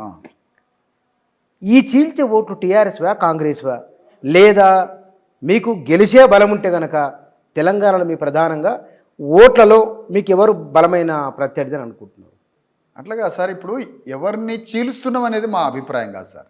జరిగేది అది వాస్తవం. ఎవరిని చీలుస్తున్నాము అన్నది కాదు, మా ఆత్మగౌరవం ప్రధానం. ఓకే, మాకు ఎవరిని చీలిస్తే మాకెందుకు సార్? ఎవడు చీలిస్తే మాకెందుకు? మా ప్రజల్ని 3 పార్టీల సంఖ్యల నుంచి విముక్తి చేసి బయటికి గుంజాలా. అంబేద్కర్ ఓటు ఎందుకు ఇచ్చినాడు? వాళ్ళకేమని కాదు ఓటు, వాళ్ళతో యుద్ధం చేసే ఓటు తీసుకొచ్చిండు. ఈ సంగతి తెలుసా మీకు? భారతదేశంలో అంబేద్కర్ ఓటు తీసుకొచ్చి 100 ఏళ్ళు అయింది ఓటు కోసం పోరాడబట్టి. 1920లో మొదలుపెట్టిండు ఓటు పోరాటం. 12 ఏళ్ళు కష్టపడితే కానీ ఓటు వచ్చి రాజ్యాంగంలో జొరబడలే. ఆ ఓటు తేవడానికి బ్రిటిష్ వాళ్ళతో కాదు యుద్ధం చేసింది అంబేద్కర్, ఈ దేశ దొరలతో యుద్ధం చేసి వాళ్ళంతా మనకు ఓటు రావద్దని అడ్డుపడితే ఈ దేశంలో ఉన్న అట్టడుగు వర్గాలకు ఓటు ఇచ్చింది అంబేద్కర్. కానీ మా ప్రజలు తెలవక మళ్ళీ అదే దొరలకి ఇదే ఓటు తీసుకుపోయేస్తారు. ఇప్పుడు మా ఓట్లని మేము ఎన్ని ఓట్లను సమీకరించగలం అనేదే మా ముందు ఛాలెంజ్. వాళ్ళ ప్రలోభాలు, దాడులు, ఆకర్షణలు, డబ్బు, మందు, తిండి, వీటన్నింటి నుంచి మేము ఒక ధర్మాన్ని, ఒక న్యాయాన్ని, భారత రాజ్యాంగ తత్వాన్ని, ఓటు విలువని, ఈ దేశంలో ఉన్న నైతిక సూత్రాలని, ఈ దేశ సంస్కృతిని తెలియజెప్పి మా ప్రజల్ని మేము తయారు చేసుకొని ఒక కొలమానం ఏంటో తెలుసా సార్? కొలమానం ఏం వాడతాం? ప్రజలకి చైతన్యం ఉందా లేదా అనే దానికి దేంతో కొలుస్తాం? మెజర్ ఏంటి? అసలు ఏ మెజర్తో కొలవాలి? ఓట్లే కాదు, ప్రజలకి చైతన్యం ఉందా లేదా అనేది. ఇప్పుడు తెలంగాణలో ఉన్న బీసీ, ఎస్సీ, ఎస్టీలకి మాకు బాగా చైతన్యం ఉంది అంటారు, మాది విప్లవాల కిల్లా అంటారు. కానీ తెలంగాణ బీసీ, ఎస్సీ, ఎస్టీలకి చైతన్యం ఉందా లేదా అనే దానికి కొలమానం తమకి రాజ్యం రావాలని, తమ రాజ్యం సాధించాలని, రాజ్యం కోసం యుద్ధం చేసే వేదిక ఉండడమే తమకు చైతన్యం ఉందా లేదా అనే దానికి కొలమానం. 50 ఏళ్ళ నుంచి స్కాలర్షిప్ల కోసమే పోరాడుతుండో బీసీ నాయకుడు చెప్తున్నా. ఓ ఎస్సీ నాయకుడు 30 ఏళ్ళ నుంచి రిజర్వేషన్ల కోసమే పోరాడుతున్నాడు. కానీ మధ్యప్రదేశ్లో హిజ్రాలు ఒక మున్సిపాలిటీలో పోటీ చేసి గెలిచి కౌన్సిలర్లు అయ్యారు. ఉత్తరప్రదేశ్లో నిషాదులు అనే ఒక కులం ఒక రాజకీయ వేదికను పెట్టి 1-2 ఎమ్మెల్యేలుగా చేశారు. యజమాని కేరళలో నారాయణ గురు యొక్క మూమెంట్ నుంచి ఒక రాజకీయ పార్టీ ఆవిష్కరించుకొని వాళ్ళు ఎన్నికల్లో పోరాడుతున్నారు. తమిళనాడులో ఒక 7-8 బీసీ కులాలు కలిసి ఆడ రాజకీయ వేదికని పెట్టి రాజ్యం కోసం పోరాడుతున్నారు. దేశంలో అనేక చోట్ల అట్టడుగు కులాలు కాన్షీరామ్ అంబేద్కర్లని వాళ్ళ యొక్క లెగసీని తీసుకొని పోరాడుతున్నప్పుడు మేము తెలంగాణలో బీసీ, ఎస్సీ, ఎస్టీల వేదికగా ఎందుకు పొలిటికల్ వార్ చేయొద్దు సార్? మీరు తప్పకుండా చేయండి, కాదనట్లేదు, చేయండి. మీకు నేను కంగ్రాట్స్ కూడా చెప్తా. కానీ కంగ్రాట్స్ కూడా చెప్తా. మీరు చెప్తున్న ఈ టోటల్ ఫిలాసఫీలో ఆత్మగౌరవం అనే ఒక బలమైన పదజాలాన్ని వాడుతున్నారు. గొప్పగా దాన్ని ఏమంటారు, వర్ణనాత్మకంగా మంచి పదజాలంతో ప్రతిభావంతంగా మీరు చెప్పగలుగుతున్నారు. వినడానికి బాగుంది. ఇక్కడ కూర్చున్న వాళ్ళు కూడా చాలా మంది వినటోళ్ళకు కూడా చపాటు కొట్టడం తప్ప అంత బాగానే ఉంది. అల్టిమేట్గా మీరు ఎవరిని అధికారంలోకి తెస్తారు? వీళ్ళనా వాళ్ళనా? ఇది పాయింట్. అధికారంలోకి వాళ్ళని వీళ్ళని తేము. తరతరాలుగా మమ్మల్ని రాజకీయంగా, ఆర్థికంగా దోపిడీ చేస్తున్న వీళ్ళందరినీ రాజకీయ సమాధి చేసి మేము అధికారంలోకి వస్తాం. Right sir, thank you sir, thank you very much.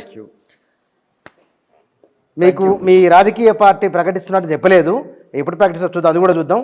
తర్వాత ఇవాళ మీతో మాట్లాడినాయి, విశారదన్ గారితో మాట్లాడిన విషయాలు కొన్ని మాత్రమే. ఆయన పాదయాత్రలో ఉన్నారు కాబట్టి యాత్ర చుట్టుముట్టు ఆయన మాట్లాడుతూ వస్తున్న, ఉపన్యాసాలు ఇస్తూ వస్తున్న సందర్భంలో వచ్చిన కొన్ని ప్రశ్నలకు సమాధానాలు తెలుసుకునే ప్రయత్నం. ఎవరి భవిష్యత్తు ఏమిటనేది, ఏ రాజకీయ పార్టీ ఏమిటనేది ఇప్పటికిప్పుడే తేలదు. భారతదేశంలో 2-3తో ప్రారంభమైన పార్టీలు ప్రభుత్వాన్ని ఏర్పాటు చేసే స్థాయికి వెళ్ళిపోయినాయి. 3-4 కలిసి స్థాపించిన సంఘాలు అవి భారత రాజకీయాలను దశాబ్దాలుగా ఇంకా ప్రభావితం చేస్తూ ఉన్నాయి. అవి నడిపే నాయకత్వం పైన, వారి వాదన పటిమ పైన, ఆచరణాత్మకమైన చర్యల ద్వారా వాటి ఉనికి ఆధారపడి ఉంటుంది. విశారదన్ గారు చెప్తున్న ఈ రాజకీయ సిద్ధాంతము, ఈ ఆలోచన భారత రాజ్యాంగ చట్టంలో దాని పరిధికి లోబడి తను ఏమేం చేసిందో చెప్పింది. ఒక రాజకీయ పార్టీగా ఏర్పడిన తర్వాత దక్షిణాదిన, అందున తెలంగాణలో ఎన్నో భావధారలు ఇక్కడ ప్రవహిస్తూ ఉన్నాయి. వాట్లల్లో ఒకటిగా మిగిలిపోతుందా, అది నదిలాగా ప్రవహించి ముందుకే వెళ్ళిపోతుందా అనేది వారి చర్యల ద్వారా, వారి ఆచరణ ద్వారా ఇది నిరూపితమవుతుంది. ఇప్పటికీ డిఎస్పి నాయకులు, వ్యవస్థాపకులు విశారదన్ గారితో వారి పాదయాత్రకు సంబంధించిన అంశాలపైన చర్చ ఇది. Thank you sir, thank you very much. Thank you.